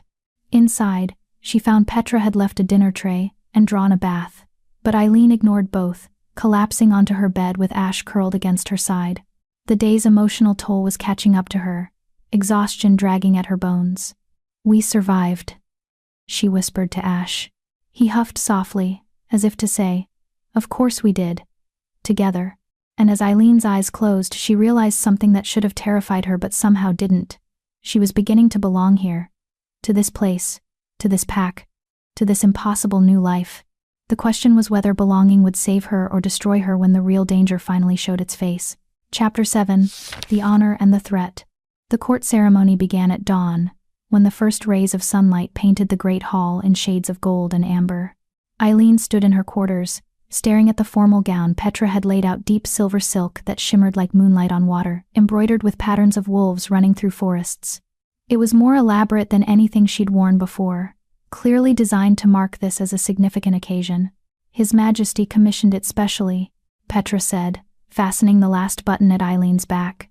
He said you saved the future of his bloodline. The least he could do was ensure you looked the part when he honored you publicly. I'm not sure I want to be honored publicly, Eileen admitted. The council testimony was bad enough. Too late for cold feet now. Petra adjusted the silver circlet that sat on Eileen's braided hair, not a crown, but close enough to make a statement. Besides, you earned this. Let them see what real courage looks like. Ash was already dressed in his own formal attire, a small silver collar engraved with the royal crest. He sat by the door, tail wagging impatiently, clearly eager to get the ceremony over with, so he could return to more important activities like chasing rabbits in the garden. Captain Rowan arrived to escort them. He wore full military regalia, his auburn hair neatly combed, and he smiled when he saw Eileen. You clean up well, Lady Eileen. I'm not actually a lady, Eileen protested. That was just Darius being generous. Actually, about that. Rowan's smile widened. Lady Helena filed the sponsorship papers last night. As of this morning, you are officially Eileen Catherine Ashford Thorne, recognized member of House Ashford under the old treaties. So yes, you are actually a lady now. Eileen's stomach dropped. I didn't agree. She said you needed time to think, but the paperwork needed to be filed immediately to be legally binding before the ceremony. Something about closing loopholes that Lady Selene might exploit. Rowan's expression turned sympathetic. Helena's a bit ruthless when she wants to be, but she means well. So now Eileen was nobility. Officially. With all the protections and expectations that entailed, she didn't know whether to laugh or cry. The great hall was packed even more densely than it had been for the feast. Every noble attending the autumn council had turned out to witness the ceremony, along with palace staff, military officers, and what seemed like half the capital city. They lined the walls, filled the galleries, crowded into every available space. A path had been cleared through the center, leading to a raised platform where Darius waited in full royal regalia. He wore black leather embossed with silver, the crown of the northern pax gleaming on his dark hair, and a ceremonial sword at his hip. He looked every inch the warrior king, powerful, dangerous, and absolutely commanding. His eyes found Eileen's across the room, and something warm flickered in their gold depths. The herald's voice rang out, Lady Eileen Catherine Ashford Thorne, savior of Crown Prince Ash. Eileen walked forward, Ash limping proudly at her side.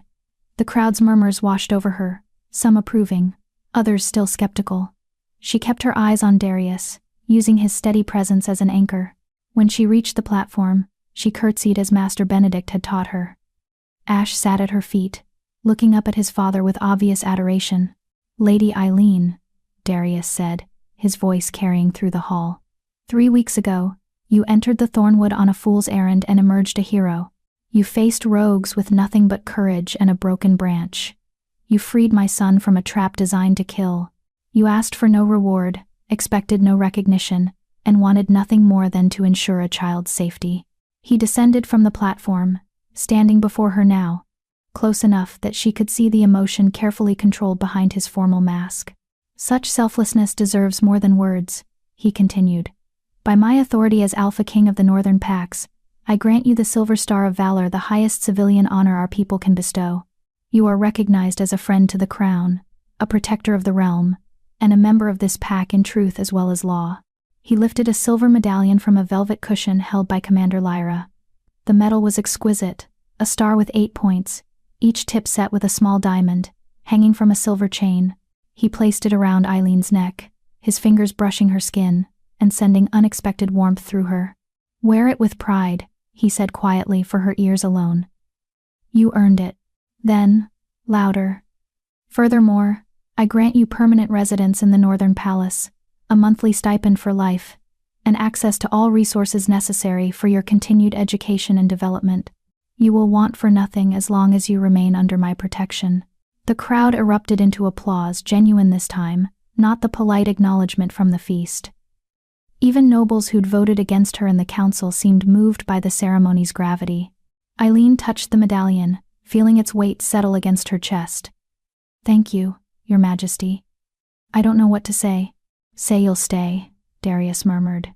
"Say you won't disappear the moment Ash doesn't need you anymore." Before Eileen could respond, Ash barked once, loud and insistent. The crowd laughed as the young prince stood on his hind legs, placing his front paws on Eileen's skirt and looking up at her with those intelligent gold eyes. "I think someone else wants to honor you," Darius said, amusement warming his voice. Ash made a complex series of sounds, half whine, half bark, that Eileen had learned meant he was trying to communicate something important. He tugged at her skirt, then limped over to a corner of the platform where a small cushion had been placed. On the cushion sat a tiny circlet, child-sized, made of woven silver wire. He had Healer Mira help him make it, Darius explained, his voice thick with emotion. "Spent 3 days working on it, wouldn't let anyone see until it was perfect. He wanted to give you something too." Eileen knelt down, ignoring the formal gown, and let Ash place the small circlet in her hands. It was rough, clearly made by paws that couldn't quite manage delicate work, but every weave showed care and determination. A child's gift, precious beyond measure. "It's beautiful," Eileen whispered, tears burning behind her eyes. "Thank you, Ash." The cub licked her face, his tail wagging so hard his whole body wiggled. Then he did something Eileen had never seen before. He threw back his head and howled a high, pure sound that spoke of joy and belonging and pack. The sound reverberated through the hall, and one by one, the shifters in the crowd answered. Commander Lyra howled first, her voice strong and clear. Then Captain Rowan, Baron Aldrich, Lady Helena. Even Darius joined in, his howl deep and resonant, and somehow heartbreaking. The humans in the crowd watched in awed silence, as the pack welcomed one of their own. When the howling finally faded, there wasn't a dry eye in the hall. The celebration feast that followed was lavish even by palace standards. Tables groaned under the weight of roasted meats, fresh breads, honeyed fruits, and desserts that looked like edible art.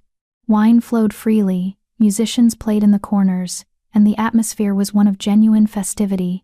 Eileen sat at the high table again, this time with the silver star gleaming at her throat and Ash's rough little circlet tucked safely in her pocket. Nobles approached throughout the evening to offer congratulations, some sincere, others clearly trying to curry favor now that she'd been officially honored.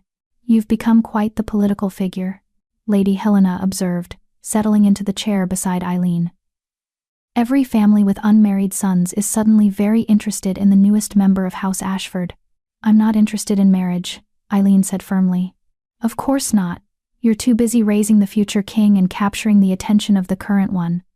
Helena's eyes sparkled with knowing amusement. "Don't look so shocked, child. I've been navigating palace politics for 60 years. I know what interested looks like."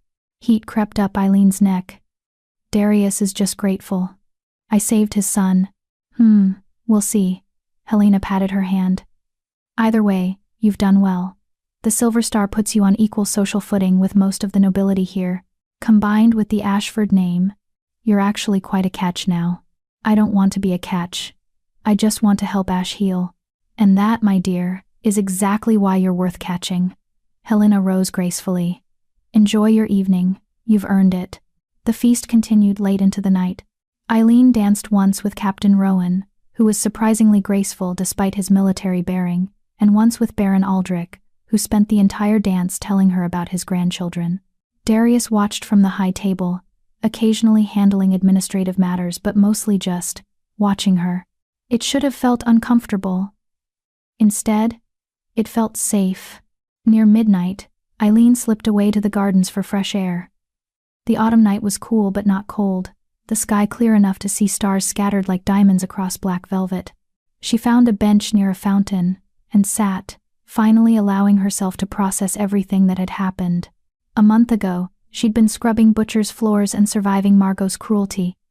Now she was nobility, honored by a king, wearing medals and attending feasts. It felt like someone else's life, like she'd stepped into a story meant for a different girl. You're spiraling again. Darius's voice came from the shadows, and then he was there, settling onto the bench beside her. He'd removed his crown, and without it he looked younger, less burdened. I can see it in your face. I'm processing, Eileen corrected. There's a difference. Is there? He stretched his long legs out, tilting his head back to look at the stars. What are you processing? How strange this all is. A month ago, I was nobody, now I'm. She gestured helplessly at the medallion, the dress, the palace around them. You were never nobody, Darius said quietly. You just lived in a place that couldn't see your worth. That's their failure, not yours. You keep saying things like that, because they're true. He looked at her now, those gold eyes intense in the moonlight. Do you regret it? Staying? No, Eileen said, surprised by how much she meant it. It's terrifying and overwhelming, and I have no idea what I'm doing half the time. But no, I don't regret it. Good. His hand found hers on the bench between them, warm and calused and steady. Because I'd regret losing you. Both of us would. The admission hung in the air, weighted with implications Eileen wasn't ready to examine. She knew she should pull her hand away, should maintain proper distance between a king and his son's companion. But she didn't want to. For the first time in her life, she wanted to be close to someone. To belong to something real. Darius, she said carefully. What happens when Ash doesn't need me anymore, when he's healed and I've fulfilled my purpose? Then you choose what comes next. His thumb traced small circles on the back of her hand. Stay, leave, travel, study whatever you want. The stipend is for life, not conditional on Ash's need. You're free, Eileen. Truly free. Maybe for the first time ever. Freedom. The word should have been comforting. Instead, it felt terrifying, because freedom meant choice, and choice meant risk, and risk meant the possibility of losing this whatever this was becoming. I don't know how to be free, Eileen admitted. I've spent my whole life surviving. I don't know how to just live. Then we'll figure it out together. Darius squeezed her hand. You've been teaching Ash how to heal. Maybe he can teach you how to live without fear. Before Eileen could respond, a commotion erupted from inside the palace. Raised voices, running footsteps, the sharp bark of military commands. Darius was on his feet instantly, all traces of softness vanishing. Stay here. Like hell, Eileen said, following him. They ran back into the palace to find Commander Lyra in the main corridor, her face grim, surrounded by guards. She held a piece of parchment that looked like it had been torn from something larger. What happened? Darius demanded. This was left in the Crown Prince's nursery. Lyra handed him the parchment. Nailed to his pillow with a silver dagger. Eileen's blood ran cold. She moved closer to read over Darius's shoulder. The message was written in blood, old blood, brown, and flaking in handwriting that looked deliberately crude. The cub should have died. The human protector won't save him next time. 7 packs will fall, 1 crown will break, and the blood of kings will water the thornwood. This is only the beginning. Below the words was a symbol, a wolf's head split down the middle, half black and half white. Darius's face went deadly calm, the kind of calm that preceded violence. Seal the palace. No one in or out until we've searched every room. Double the guard on Ash and Eileen. And find me everyone who had access to the nursery tonight. Already done, Your Majesty, Lyra said. The symbol, Eileen said, her voice shaking. What does it mean? It's the mark of the divided pack, Darius said, his voice flat. Extremists who believe shifters and humans should never mix, that the peace between our species is weakness that must be purged. They were eradicated 20 years ago in the cleansing wars, or so we thought. They're back, Lyra said grimly. And they're targeting the royal family. Darius looked at Eileen, and for the first time since she'd met him, she saw real fear in his eyes, not for himself, for his son, for her. This changes everything, he said. The council will demand action. War, probably. And you. He touched her face gently. You've just become the most visible symbol of everything the divided pack hates. Human and shifter working together, breaking their twisted ideology just by existing. Then they'll come for me too, Eileen said, understanding dawning. Yes. Darius's jaw tightened. Which means I can't let you out of my sight until we've destroyed every last one of them. Your Majesty. A guard called from down the corridor. We found something else. In Lady Eileen's quarters. They ran to her rooms. The door stood open, guards flanking it. Inside, her desk had been overturned, her books scattered, and on the wall above her bed, written in the same brown blood, was a single word: traitor. Ash stood in the center of the destruction, hackles raised, growling at shadows. The moment he saw Eileen, he rushed to her, whimpering. Eileen scooped him up, holding him tight, her mind reeling. Someone had been in her room, had touched her things, had threatened not just Ash, but her. Pack your essentials, Darius said, his voice leaving no room for argument. You're moving to the royal wing, into the suite adjacent to mine. If they want to get to you, they'll have to go through me first. Darius, I can't. You can and you will. He turned to face her fully, and his expression was fierce. I've lost enough, Eileen. I won't lose you too. Not to extremists, not to politics, not to your own stubborn independence. You are Pack. You are under my protection, and I protect what's mine. The possessiveness in his tone should have frightened her. Instead, it made her feel safer than she had in years. Okay, she whispered. Okay. Within an hour, she'd been moved to rooms that were twice the size of her previous quarters, connected to Darius's chambers by a door that could be locked from both sides but was currently standing open. Guards were posted at every entrance. Ash refused to leave her side. And eventually Darius gave up trying to separate them. As midnight turned to early morning, Eileen stood at her new window, looking out at the thornwood. Somewhere in that darkness, people wanted her dead, wanted Ash dead, wanted to tear down everything she'd started to build. But she'd survived Margot's cruelty for 8 years. She'd fought rogues with a stick. She'd stood before a hostile council and defended herself with nothing but truth. She could survive this too. She had to. Because somewhere in these chambers, a king was sitting by his son's bed, watching over him with eyes that held too much loss. And Eileen was beginning to realize that protecting Ash meant something more than just keeping him safe. It meant giving Darius a reason to hope again. And that, she decided, was worth fighting for. Chapter 8. The mission no one should accept. The palace transformed overnight from a place of celebration to a fortress under siege. Eileen woke to the sound of boots marching through corridors, orders being shouted, and the unmistakable tension of a military mobilization. She'd barely slept. Every creak of the floorboards, every whisper of wind against the windows had sent her jolting awake, certain the divided Pack had come for her. Ash had sensed her fear. He'd crawled into her bed sometime before dawn and pressed his warm body against hers, his steady breathing eventually lulling her into a few hours of fitful rest. Now, as gray morning light filtered through the windows, Petra arrived with breakfast and news. Commander Lyra's called an emergency war council, the girl said, setting down a tray laden with food Eileen had no appetite for. Every military leader from all 7 territories. They're saying this could turn into a full conflict if the divided Pack has the support people think they do. What kind of support? Eileen asked, forcing herself to eat despite her churning stomach. Rumor is, they've been recruiting for years slowly, carefully from the extremist fringes, rogues who hate the peace treaties, nobles who think humans are inferior, common folk who blame shifters for everything wrong in their lives. Petra's voice dropped to a whisper. They're saying the Pack could have thousands of members across all the territories. Thousands. Eileen's hand stilled on her fork. How did you fight thousands of people who wanted you dead? A knock at the connecting door made her jump. Darius entered without waiting for permission, his face drawn with exhaustion. He wore battle leathers instead of formal attire, and his hair was disheveled like he'd been running his hands through it repeatedly. You need to see this, he said without preamble.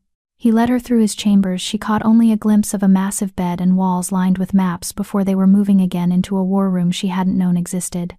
The space was dominated by a table carved from a single piece of wood, its surface covered with maps marked with colored pins and hastily scrawled notes. Commander Lyra stood at the head of the table, flanked by Captain Rowan and 2 other military officers Eileen didn't recognize. Lady Helena was there too, looking grim. They all turned when Eileen entered. Lady Eileen, Lyra said, we need your help. My help? I'm not a soldier. I don't know anything about military strategy. No. But you know Thornhaven. And that's where the trail leads. Lyra pointed to a cluster of red pins on the map near the southern border. We've been investigating the trap that caught Prince Ash. The iron used to make it was forged in a specific way, a technique used primarily in the southern marches. When we traced the metal's origin, we found it came from a smithy in Thornhaven. Eileen's stomach dropped. Thornhaven? Are you sure? Positive. The smith's name is Garrett Blackwood. He claims he sold that particular batch of iron to a traveling merchant 3 months ago. A merchant named Thomas Thorne. The world tilted sideways. No. My father wouldn't, he couldn't. We don't think he knew what it would be used for, Darius said quickly, moving to her side. But someone used your father's merchant routes to move materials for the divided pack, which means either he's involved, or someone close to him is. Margot. The name blazed through Eileen's mind like wildfire. Margot, who'd sent her into the Thornwood knowing the dangers. Margot, who'd wanted her dead for 8 years. Margot, who'd have access to Thomas's merchant contacts and inventory. My stepmother, Eileen breathed. It has to be her.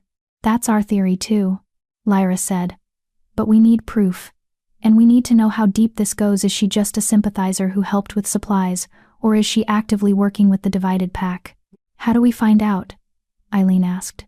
We send someone to Thornhaven. Someone she won't suspect. Someone who can get close enough to search her belongings, overhear her conversations, find evidence. Lyra's pale eyes fixed on Eileen.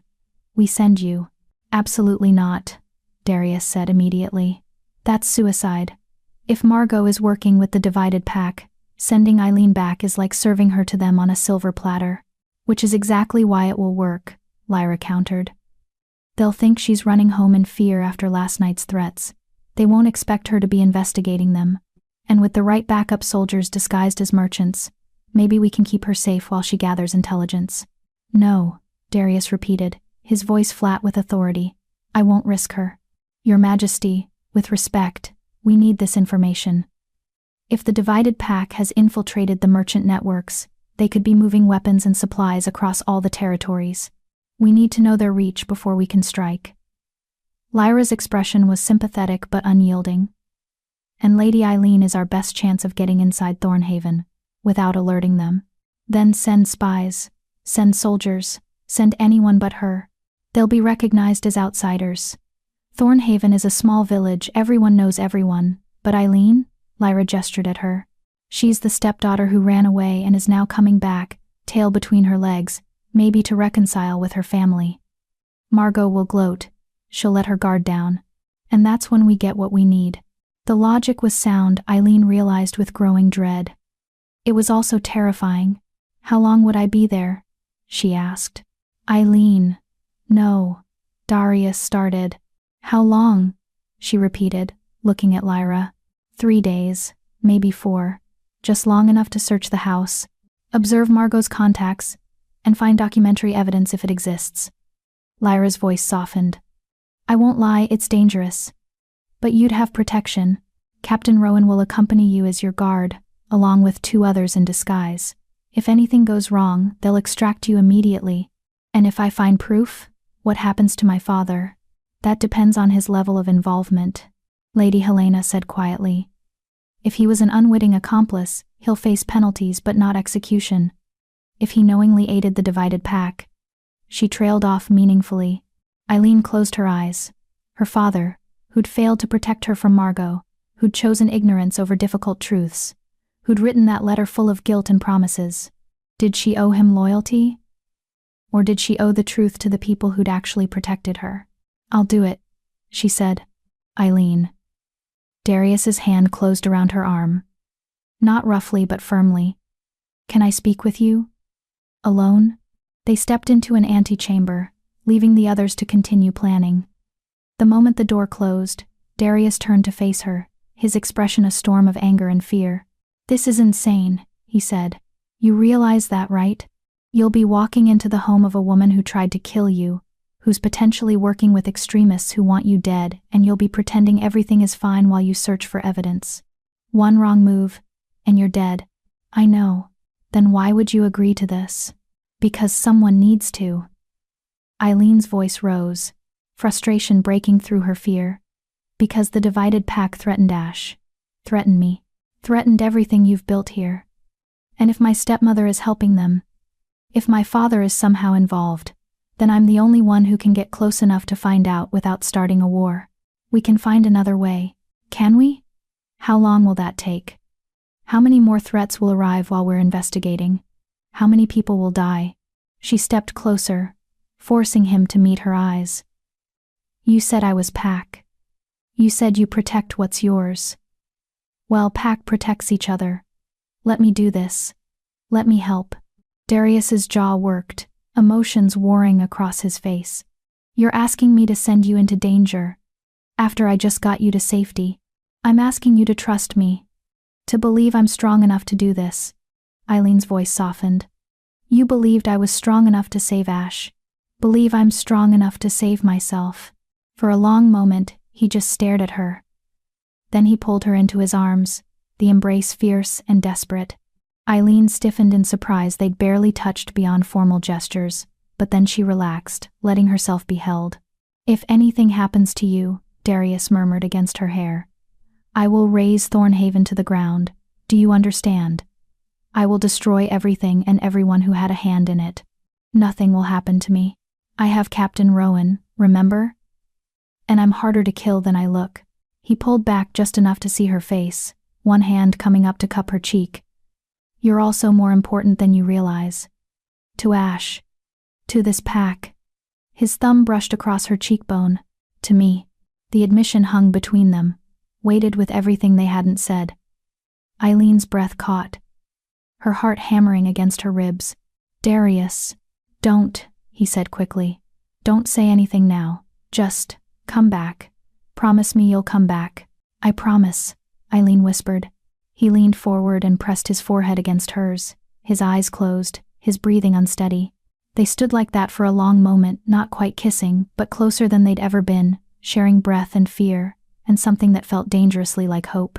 Then he released her and stepped back, becoming the king again. We prepare. You leave tomorrow at dawn. That gives us time to brief you on what to look for, teach you basic counter-interrogation techniques, and establish communication protocols. Tomorrow? Eileen's stomach twisted. That's so soon. The longer we wait, the more time the divided pack has to move resources or cover their tracks. We strike fast. He opened the door, his expression now carefully neutral. Lyra, she's agreed. Begin preparations. The rest of the day passed in a whirlwind of activity. Commander Lyra drilled Eileen on observational techniques, how to search a room without leaving obvious traces, how to memorize documents quickly, how to recognize coded language. Captain Rowan taught her basic self-defense moves, emphasizing escape over engagement. Your job isn't to fight, he explained, guiding her through a simple wrist release. Your job is to survive long enough for us to reach you. Remember, loud, fast, and run like hell. Master Benedict gave her a crash course in recognizing treasonous materials, symbols, phrases, organizational structures, common to extremist groups. Lady Helena provided a list of Ashford family contacts in the southern marches, who could offer sanctuary if things went catastrophically wrong. Through it all, Ash stayed close, his anxiety palpable.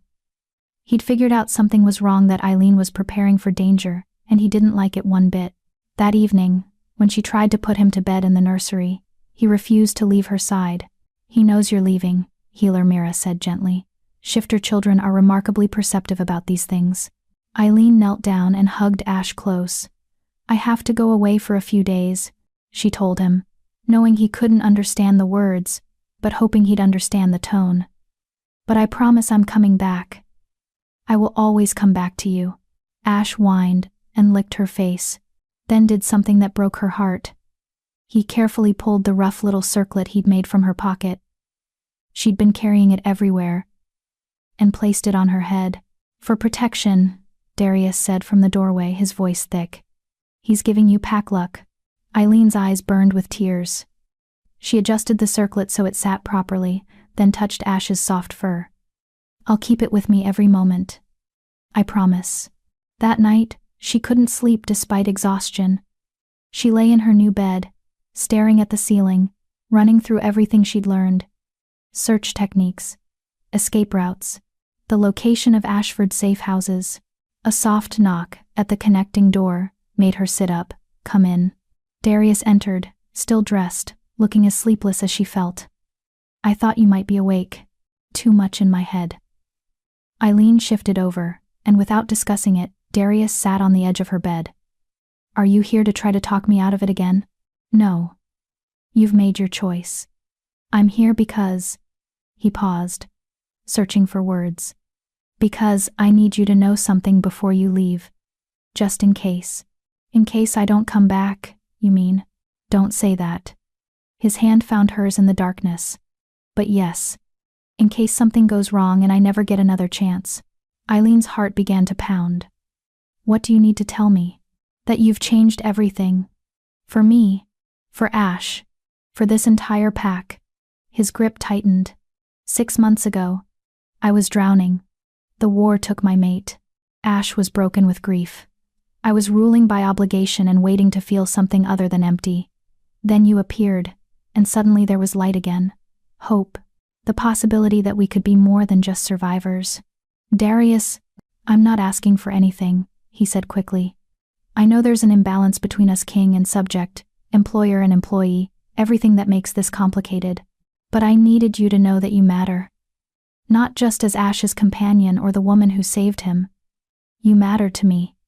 As yourself. As Eileen." Tears slipped down Eileen's cheeks. No one had ever said anything like that to her before. No one had ever seen her as valuable simply for existing. "I'm terrified," she admitted. "Of going back there. Of facing Margot. Of discovering my father really is involved. Of failing you and Ash." "You won't fail."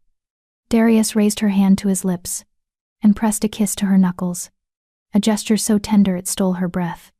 "You're the strongest person I know. And you're not alone. Remember that. Whatever happens in Thornhaven, you're not alone anymore." He stayed with her until she finally fell asleep, his hand still holding hers, his presence a shield against the nightmares waiting in the darkness.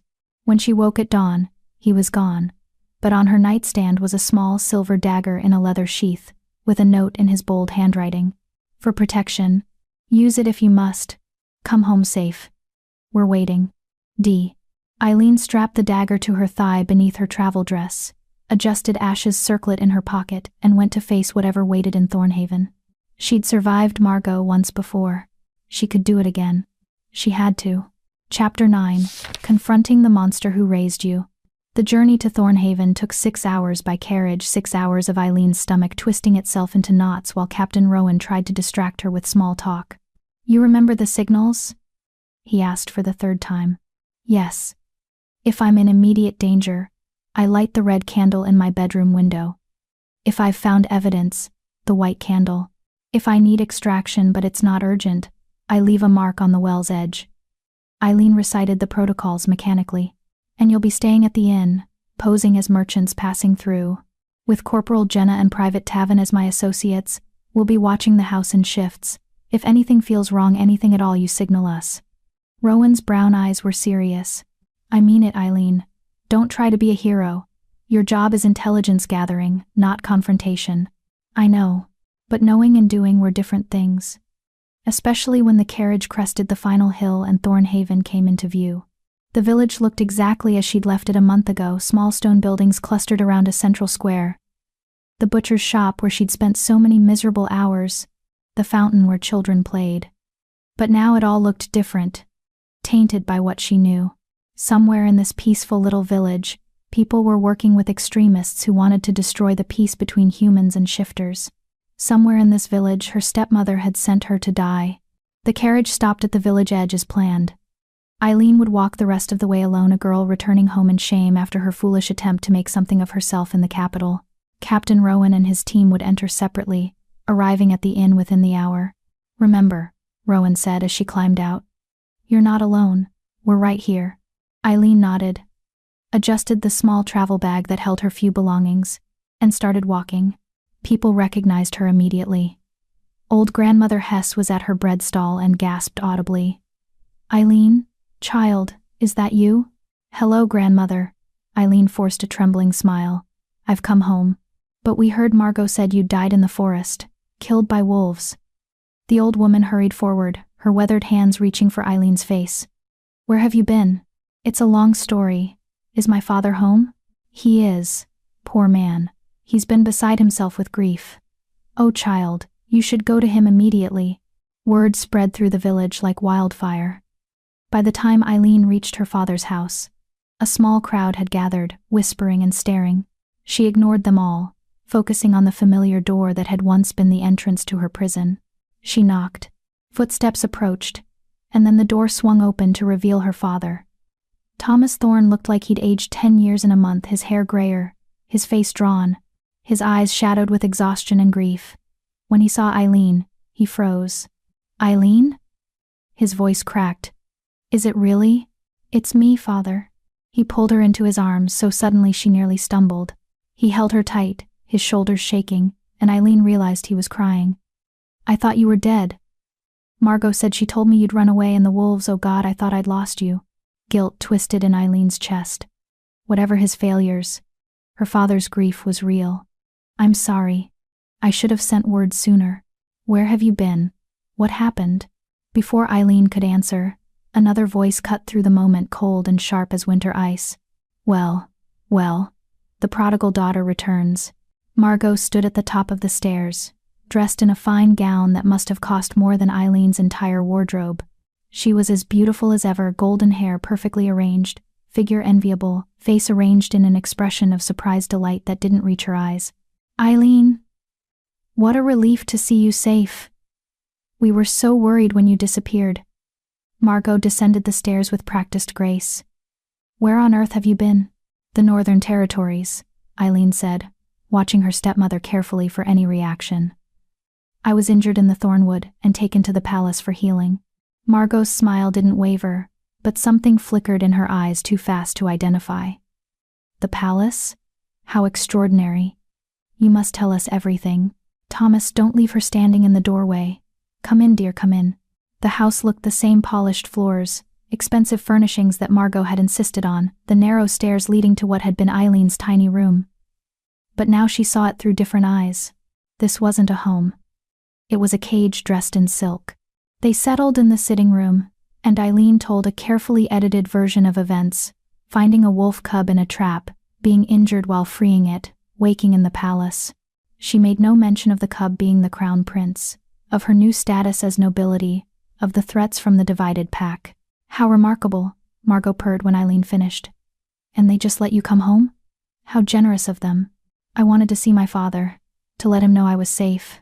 Thomas gripped her hand, his eyes still wet. Will you stay, please, Eileen? I know things were difficult before, but I've spoken to Margot.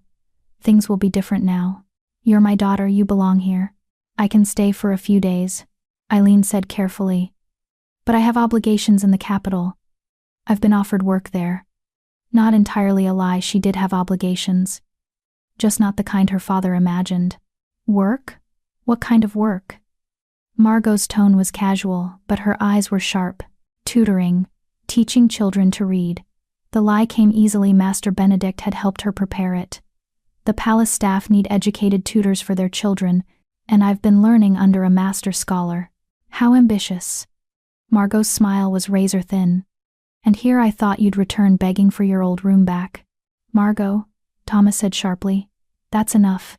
I'm only saying what we all thought. But Margot stood gracefully. I should see about dinner. Vivienne will be thrilled to see you, Eileen. She's been helping at the dress shop today, but she'll be home soon. She swept out, leaving Eileen alone with her father. I'm sorry, Thomas said immediately. For everything. For not seeing what was happening. For not protecting you. His hands trembled. I got your letter, the one the king sent. He told me everything Margot had done. I confronted her. But she denied it all. Said you were exaggerating, that I was choosing you over her. He looked up, his eyes pleading. I chose you, Eileen. I told her if she ever hurt you again, I'd divorce her. I swear I'll protect you this time. The sincerity in his voice was painful. He meant it now, with evidence staring him in the face. But where had this conviction been for the past 8 years? "Thank you, Father," Eileen said. Because what else could she say? That evening was surreal. Vivienne returned home and reacted with theatrical surprise at Eileen's presence, though her eyes held calculation rather than joy. Dinner was tense, with Margot playing the gracious hostess while making subtle jabs about Eileen's adventure and how worried they'd all been.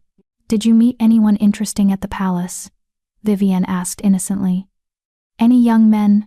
"A few," Eileen said vaguely. "But I was mostly focused on my studies." "How dull." Vivienne pouted.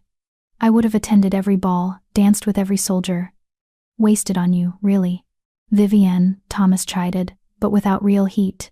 After dinner, Eileen retreated to her old room, the tiny closet she'd once called home. Someone had cleaned it, put fresh linens on the narrow bed, even placed flowers on the windowsill. Margot's work, probably. A show of care for Thomas's benefit.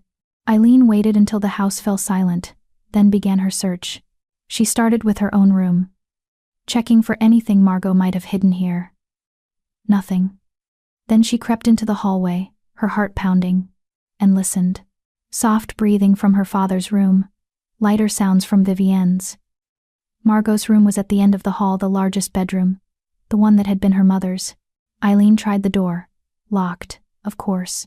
She pulled out a thin piece of wire Captain Rowan had given her, just in case, and worked at the lock, the way he'd taught her. It took 3 agonizing minutes. But finally the mechanism clicked.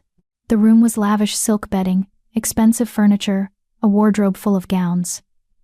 Eileen moved quickly but carefully, searching drawers, checking under the mattress, examining the wardrobe's false bottom that she'd discovered years ago while cleaning. Nothing. Nothing. Nothing. Then her hand brushed against something hard, tucked behind a loose board in the wardrobe's back panel. She pried it free and found a leather-bound journal. Her hands shook as she opened it. The entries were coded dates and numbers that meant nothing at first glance. But Master Benedict had taught her to look for patterns, and these patterns were familiar. Shipment records, quantities, destinations, payments, and scattered throughout, a symbol she now recognized. The split wolf's head of the divided pack. Margot wasn't just a sympathizer. She was actively involved, using Thomas's merchant contacts to ship supplies, coordinating with other cells, reporting on palace activities she'd learned about from village gossip. And there, in an entry from 3 months ago, trap acquired. Iron from T's shipment. Will deploy in Thornwood next week. Target, royal spawn. Message will be clear. Royal spawn. They'd meant to kill Ash. And Margot had known. Had helped make it happen. Eileen's vision blurred with rage. Her stepmother hadn't just sent her into the forest hoping she'd die. She'd sent her there knowing there was a trap, knowing rogues were working with the divided pack in that area. She'd hoped Eileen would either die or be blamed for whatever happened to any shifter who stumbled into it. It was supposed to be a win-win for Margot. Either Eileen died, or she was executed for treason. Instead, Eileen had saved the crown prince and ruined everything. A floorboard creaked behind her. Eileen spun to find Margot standing in the doorway, a candelabra in one hand and murder in her eyes. "You always were a nosy little rat," Margot said softly. "I should have killed you years ago." Eileen's hand went to the dagger strapped to her thigh, but Margot was faster. She lunged forward, and they crashed into the wardrobe. The journal flew from Eileen's hands, skittering across the floor. "You stupid girl," Margot hissed, her hands closing around Eileen's throat. "You were supposed to die in that forest. Instead, you saved that beast's whelp and ruined everything. Do you have any idea how long we've been planning this? How carefully we've built our network?" Eileen clawed at Margot's hands, gasping for air. Her vision was starting to blur, dark spots dancing at the edges. The dagger. She needed the dagger. She stopped fighting Margot's hands, and instead grabbed for her thigh. Her fingers closed around the leather sheath, yanked the blade free, and drove it upward. Margot screamed and released her, stumbling back. The blade had caught her shoulder, not a killing blow, but enough to disable her grip. Eileen scrambled away, gasping, her throat on fire. She grabbed the journal from the floor and ran for the window. Second floor, but there was a trellis. She could climb down, run for the inn, signal Captain Rowan. The door burst open. Thomas stood there, awakened by the noise, his eyes wild. He took in the scene, Margot bleeding, Eileen with the dagger, the open journal in her hands. Eileen? What? She's with the divided pack, father. Eileen choked out. She tried to have the crown prince killed. She sent me into the forest hoping I'd die. It's all in the journal, evidence of treason. Lies, Margot shrieked. Thomas, she attacked me. She's been corrupted by those beasts in the palace, and now she's trying to destroy our family. Thomas looked between them, confusion and horror warring on his face. Father, please. Eileen begged. Read the journal. See for yourself. But before he could respond, Margot pulled something from her pocket, a whistle. She blew it once, twice, 3 times. The sound was piercing, unnatural. And within seconds, Eileen heard what it had summoned. Footsteps. Multiple footsteps, running toward the house from outside. You brought others, Eileen whispered. How many? Enough. Margot smiled through her pain, blood soaking her shoulder. Did you really think you were so clever? Coming back here alone, thinking you could expose us? We've been watching the palace for weeks. We knew you'd come eventually. The footsteps were getting closer. Eileen looked at the window, her only escape route, and made her choice. She ran. She hit the window at full speed, crashing through the glass and grabbing for the trellis. Her hands caught wood, slipped, caught again. She scrambled down as fast as she could, ignoring the splinters and the cuts from the broken glass. She hit the ground and ran toward the village square, toward the inn where Captain Rowan was stationed. Behind her, she heard Margot shouting orders, heard more footsteps pursuing. Captain Rowan, she screamed as she burst into the square. Rowan, help! The inn door flew open, and Rowan emerged with his sword drawn. Behind him came Corporal Jenna and Private Tavin, both armed and ready. How many? Rowan demanded, moving to shield Eileen. At least 6, maybe more. Margot's with them. She's divided pack, I have the evidence. Eileen thrust the journal at him. She tried to kill me. Figures emerged from the shadows around the square, rough-looking men and women with weapons drawn. But they stopped when they saw the soldiers, clearly not expecting military presence. Stand down, Rowan called out, his voice carrying authority. By order of King Darius of the Northern Pax, you are all under arrest for conspiracy and treason. We don't answer to that beast lover, one of the men spat, and neither should any true human. Then you'll answer to my blade, Rowan said calmly. Your choice. For a heartbeat, the square was frozen in tension. Then one of the conspirators lunged, and chaos erupted. Rowan's team moved with practiced efficiency, engaging the attackers while Eileen pressed herself against the inn wall, clutching the journal like a lifeline. She saw flashes of combat steel clashing, bodies moving with deadly grace. Rowan disarmed one attacker while Jenna took down 2 others with brutal efficiency. But there were too many. For every one they subdued, 2 more seemed to appear from the darkness. Then a howl split the night long, resonant, and unmistakably alpha. Darius. He emerged from the forest edge in his wolf form, massive and silver-black, his eyes burning gold in the darkness. Behind him came a pack of shifters, all in wolf form, all moving with predatory grace. The conspirators took one look at the Alpha King and ran. But they didn't get far. The pack hunted them down with terrifying efficiency, subduing rather than killing but leaving no doubt about their capability for violence. Darius shifted back to human form as he reached Eileen, not caring that he was naked, that the entire village was watching. He pulled her into his arms, his hands running over her, checking for injuries. You're hurt, he said, his voice rough with emotion. He touched the cuts on her arms from the window glass, the bruises forming on her throat. She hurt you. I'm okay, Eileen managed. I got the evidence. It's all here. Margot's involvement, the supply network, everything. I know. I heard. He cupped her face gently. You were supposed to signal if you were in danger. I tried. She moved too fast. Eileen's legs gave out. Adrenaline crash hitting her all at once. Darius caught her, lifting her easily. How did you know to come? I didn't trust the plan. I followed at a distance with my personal guard. He pressed a kiss to her forehead. I couldn't let you face this alone. Not really. Commander Lyra appeared, now in human form and carrying clothes for Darius. Your Majesty, we've captured 11 conspirators, including Margot Thorne. Thomas Thorne is in the house. Appears to be in shock but cooperative. The journal contains enough evidence to prosecute not just the Thornhaven cell but multiple others across the territories. Good.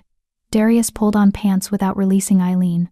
Arrest them all. I want every name in that journal brought in for questioning. What about Thomas? Eileen asked quietly. That's your decision, Darius said.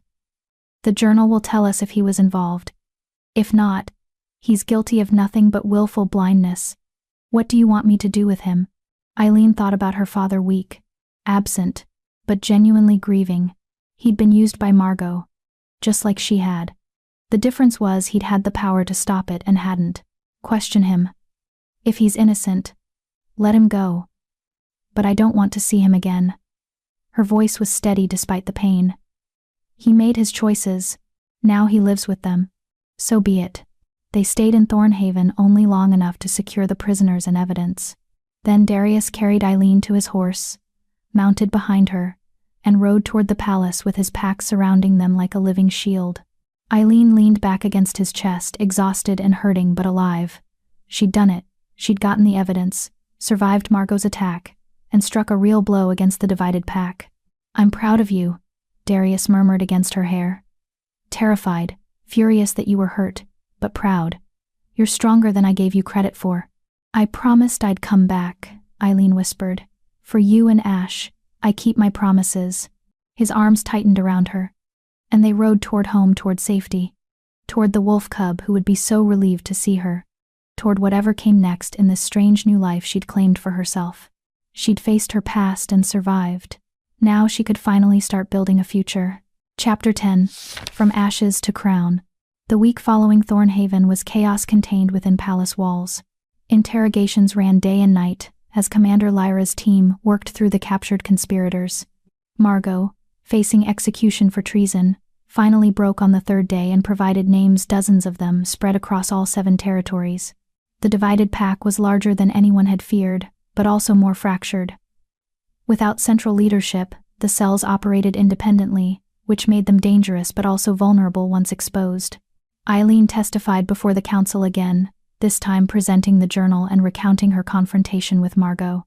The nobles who doubted her before were silent now, their skepticism turned to grudging respect. Even Lady Selene had apologized stiffly, but genuinely, for her earlier hostility. You've done the territories a great service, Lord Corvain said at the conclusion of her testimony. The divided pack has been a shadow threat for years.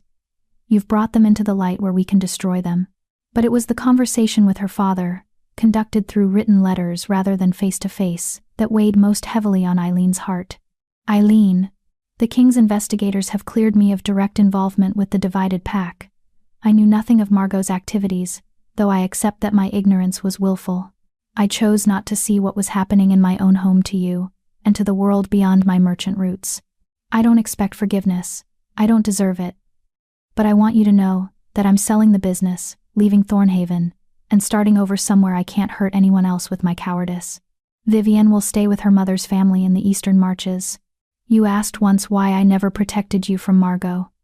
The truth is, I was afraid of losing her, of being alone, of facing what my weakness had cost my daughter.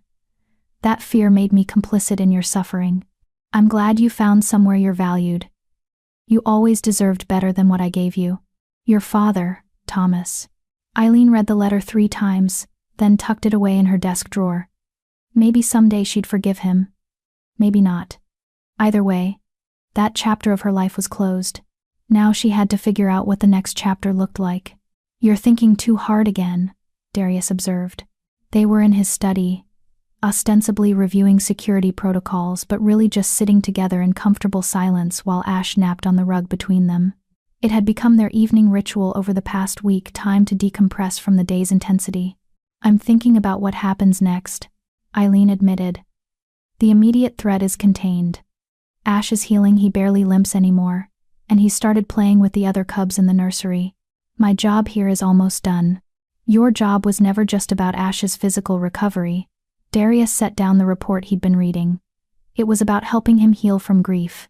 That takes longer than a few weeks. He doesn't need me the way he did before. He's making friends. Sleeping through the night. Laughing again. Eileen smiled despite the ache in her chest. That's what we wanted, isn't it? For him to be whole again. And what about you? Darius asked quietly. Are you whole again? The question struck deeper than expected. Was she? A month ago, she'd been broken, beaten down by years of abuse. Expecting nothing from life but survival. Now she wore silver medallions and noble names, lived in a palace, and had people who genuinely cared about her well-being. But she was also adrift. Her purpose had been so clear. Help Ash heal. Now that he was healing, what was she supposed to do? Who was she supposed to be?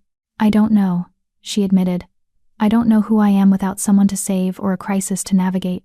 Then maybe it's time to figure that out. Darius stood and moved to the window overlooking the gardens. Lady Helena suggested you might consider diplomatic training. The territories need people who understand both human and shifter cultures. You're uniquely positioned for that work. Diplomacy? Eileen blinked. I'm barely literate. I've only been studying for a month. And you've learned more in that month than most students learn in a year.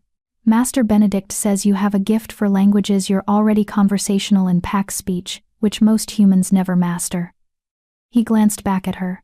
But if diplomacy doesn't interest you, there are other options. Healing, like your mother, scholarship. Even military strategy. Lyra says you have good instincts for reading people and situations. You've been planning my future, Eileen said. Not sure how she felt about that. I've been thinking about ways to keep you here. His voice was careful, controlled. Because the alternative, you leaving, is something I'm not ready to face. The admission hung between them, heavy with implication. Eileen rose and moved to stand beside him at the window.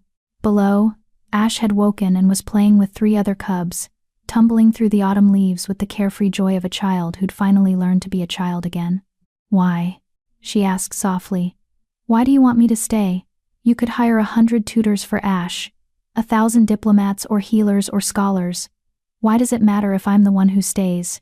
Darius was quiet for so long she thought he might not answer. Then he turned to face her fully, and the raw emotion in his gold eyes stole her breath. Because I'm falling in love with you, he said. And I don't know how to stop. The world seemed to tilt sideways. That's... Eileen's voice failed. You can't. I'm nobody. I'm just... Don't. He stepped closer, his hand coming up to cup her face. Don't diminish yourself. Not here, not with me. You're the woman who fought rogues to save my son, who stood before the council and defended herself with nothing but truth, who walked back into her abuser's house because it was the right thing to do. His thumb traced her cheekbone. You're brave and clever and kind, and you make my son laugh again. You make me feel things I thought died with my mate. So no, you're not. Nobody. You're everything. Tears burned behind Eileen's eyes. I don't know how to do this. I've never, no one's ever. I know. His other hand came up to frame her face, gentle despite the strength in his fingers. We can take it slowly. We can figure it out together. Or if this isn't what you want, if I'm reading everything wrong, then we can pretend I never said anything and continue as we were. But I needed you to know. I needed you to understand why I can't let you go. Eileen's heart hammered against her ribs. She thought about everything that had led to this moment. The trap in the forest, the terrified cub, the king who'd offered her sanctuary. She thought about evening conversations and gentle touches. About the way Darius looked at her when he thought she wasn't watching, like she was something precious and impossible. She thought about Ash's unconditional love. About belonging to a pack. About having a purpose beyond mere survival. I'm scared, she whispered. Me too. What if I'm not enough? What if I fail you or hurt Ash? Or, what if you don't? Darius leaned his forehead against hers. What if instead of catastrophizing we just try? See where this goes? I don't know how to be loved, Eileen confessed. I don't know if I'm capable of it. Then, I'll teach you. The same way you taught Ash how to heal. His breath was warm against her lips, close enough to kiss, but waiting for her permission. We'll learn together. Eileen made a choice. She closed the distance between them and pressed her lips to his, tentative at first, testing. Darius made a sound low in his throat and pulled her closer, the kiss deepening into something that felt like falling and flying simultaneously. When they finally broke apart, both breathing unsteadily, Darius rested his forehead against hers again. "Stay," he murmured. "Not as Ash's companion. Not as an employee or obligation. Stay because you want to. Because you're choosing this, choosing us." "I'm choosing you," Eileen corrected. "Both of you. For however long you'll have me. Forever then." He smiled, the first truly unguarded smile she'd seen from him. "Because I'm not letting go." The Autumn Council concluded 3 days later with unprecedented cooperation between territories. The threat of the divided pack had unified nobles who'd spent years bickering over borders and trade routes. Funding was allocated for increased security, education programs to combat extremist ideology, and initiatives to strengthen human-shifter relations. And in a ceremony that surprised everyone, including Eileen, King Darius announced a new position, Ambassador of Integration, responsible for fostering cooperation between human and shifter communities. He offered the position to Eileen. "You've already proven you can bridge both worlds," he said before the assembled council. "You understand what it means to be an outsider in both communities. And you've earned the respect of this council through your courage and integrity. If anyone can build the bridges we need, it's you." Eileen stood before 200 nobles, wearing the silver medallion and Ash's rough circlet, and made a choice that would define her future. "I accept," she said clearly. "On one condition." Murmurs rippled through the chamber. It was bold, nearly rude to impose conditions on a king's offer. But Darius just smiled. "Name it." "That this position includes educational outreach. I want to establish schools in border villages, places where human and shifter children can learn together from a young age. Fear comes from ignorance. We fight it with knowledge." The council erupted into discussion, but Lord Corvain was nodding thoughtfully. "An interesting proposal. Expensive, but potentially effective. I'll fund it personally if necessary," Darius said. "Lady Eileen's condition is accepted. Let the record show that the position of Ambassador of Integration has been created and filled, effective immediately." The formal announcement was followed by celebration. That evening, there was a smaller, more intimate gathering in the royal wing, just the inner circle. Lady Helena, Commander Lyra, Captain Rowan, Master Benedict, and a few others who'd become something like family to Eileen over the past month. Ash was there too, of course, wearing his formal collar and sitting proudly at Eileen's feet. He'd grown noticeably in just a month, bigger, stronger, more confident. Soon he'd be old enough to shift to human form and finally speak the words he'd been storing up. "To new beginnings," Lady Helena said, raising her glass. "And to finding family in unexpected places." They drank, and talked, and laughed into the small hours of the morning. And when everyone finally departed, Eileen found herself alone with Darius on the balcony overlooking the thornwood. "You know they'll expect us to marry eventually," Darius said casually. "Court politics being what they are." Eileen's heart skipped. "Is that a proposal?" "Not yet. You're not ready, and neither am I. We've only just started this." He pulled her close, wrapping his arms around her from behind. "But eventually. When you're ready, when we both are. I want you to be my mate, Eileen. My partner. My queen." "That's a lot of pressure," Eileen murmured, leaning back against his chest. "You saved my son from rogues with a stick. I think you can handle a little political pressure." She felt him smile against her hair. "But there's no rush. We have time. All the time we need. What if the council objects? What if the council just watched you negotiate terms with their king and walk away with what you wanted? They're not going to object. If anything, they're terrified of you now." He turned her to face him. "Stop looking for reasons this won't work, and just be here. With me. With us." Eileen looked up at the man who'd saved her almost as thoroughly as she'd saved his son. At the king who'd offered her not just sanctuary but purpose. At the person who'd somehow, impossibly, fallen in love with the unwanted girl from Thornhaven. "Okay," she whispered. "I'll be here." "Good." He kissed her slow and sweet, and full of promise. "Because you're Pack now. And Pack means forever." 6 months later, on the first day of spring, Eileen stood in her office, a beautiful room in the palace's diplomatic wing, filled with books and maps and correspondence from a dozen territories. She'd just returned from establishing the first integrated school in a border village, where human and shifter children now learned together. The work was hard. Not everyone welcomed change. But slowly, incrementally, she was building bridges. A knock at the door announced Ash, now able to shift to human form, a lanky 7-year-old with his father's gold eyes and a smile that could light up rooms. "Eileen." He bounded in, all enthusiasm. "Guess what? Father says I can start training with the sword next month. I'm going to be the best warrior in all the territories." "I'm sure you will," Eileen said, hugging him. "But you're also going to keep up with your reading lessons, right?" "Do I have to?" "Yes." "Fine," he grinned. "Father also says to tell you dinner's ready, and that he loves you.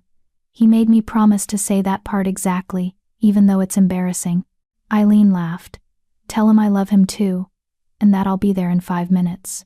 Ash ran off, his voice echoing through the corridors as he returned to his father. Eileen took a moment to look around her office at the life she'd built, the purpose she'd claimed, the family she'd chosen. On her desk sat 3 items: the Silver Star of Valor, Ash's rough circlet from that first ceremony, and a new addition, a betrothal ring from Darius, offered 2 weeks ago under the stars. The wedding was planned for midsummer, a celebration that would unite not just 2 people but symbolically bridge the gap between humans and shifters. Eileen touched each item in turn, then picked up the ring and slipped it on her finger. It felt right, solid, real, earned. She'd come to the Thornwood looking for herbs and found a destiny instead. She'd saved a wolf cub and gained a family.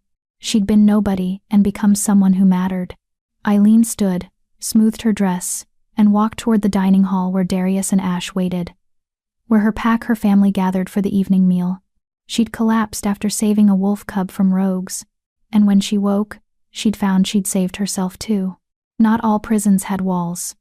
Not all escapes required running. Sometimes, salvation came from the simple act of choosing to be brave when it mattered most. Sometimes the girl who thought she deserved nothing found she deserved everything. And sometimes, the unwanted daughter became the queen who changed the world. Epilogue. 5 years later, the Thornwood bloomed with spring wildflowers, as Eileen walked its paths with confidence born of familiarity and love. Beside her, Ash, now 12 and already showing signs of the powerful alpha he'd become, chattered about his upcoming trials. "And then I'll finally get my official rank in the guard," he said excitedly. "Father says I'm ready. Do you think I'm ready?" "I think you've been ready since the day you stood on 3 legs to defend me," Eileen said, smiling. "But the trials aren't just about skill. They're about judgment. Knowing when to fight and when to show mercy." "I know." His expression turned serious. "You taught me that, both of you did." They walked in companionable silence until they reached a clearing, the same clearing where Eileen had found a trapped cub 5 years ago. A memorial stood there now, a stone marker commemorating the moment that had changed everything. Here, courage bridged 2 worlds. Here, a life was saved, and a future was born. Here, we learned that kindness is not weakness, and that family is not always blood. "Do you ever think about what would have happened if you'd kept walking?" Ash asked quietly. "If you'd ignored me?" "Every day," Eileen admitted. "And every day, I'm grateful I didn't. You gave me a life worth living, Ash. You and your father both. You gave us that too." He hugged her. He was almost as tall as she was now, growing so fast. "You're the best mother I could have asked for. I hope you know that." Tears pricked Eileen's eyes. She'd never pushed Ash to call her mother. He had memories of his birth mother that she'd never try to replace. But hearing it still meant everything. "Come on," she said, composing herself. "Your father's waiting for us. And you know how he gets when we're late for family dinner." They walked back toward the palace, mother and son, human and shifter, proof that love could bridge any divide. In the royal chambers, Darius waited with their daughter, 2-year-old Catherine, named for Eileen's mother. She had Eileen's dark hair and Darius's gold eyes, and she toddled toward Eileen with absolute confidence that she'd be caught. "Mama," she squealed. "Up." Eileen scooped her up, kissing her chubby cheeks while Catherine giggled. Darius wrapped his arms around both of them, completing the circle. Another school opened today, Eileen reported. In the Western Reaches, that makes 17 across all territories. 17 bridges, Darius murmured. How many more do you need? As many as it takes. She looked up at him, at the man who'd become her partner in every sense. Until every child, human or shifter, can grow up without fear. Until the divided pack's ideology is nothing but a bad memory. Then we'll build them together. He kissed her forehead. All of us. Family. Pack, Ash corrected, grinning. Same thing, Eileen said, and meant it with every fiber of her being. The girl who'd once been unwanted had found her place. The woman who'd been broken had become whole. And the queen who'd started with nothing now had everything that mattered. Love, purpose, family, home. She'd saved a wolf cub, and in doing so, she'd saved herself. And so, Eileen's story ends. Or perhaps, it's just beginning. Here's my question for you. If you could go back and tell the girl scrubbing those butcher shop floors that she'd one day be a queen, would she have believed you? Or do we only recognize our own strength after we've already used it? If Eileen's journey from invisible to invaluable moved you, please show your support with a like. And tell me in the comments, which character's growth surprised you most? Eileen's, Darius's, or Ash's? Thank you for being part of this story. Your time, your attention, your compassion, they all matter. See you in the next tale.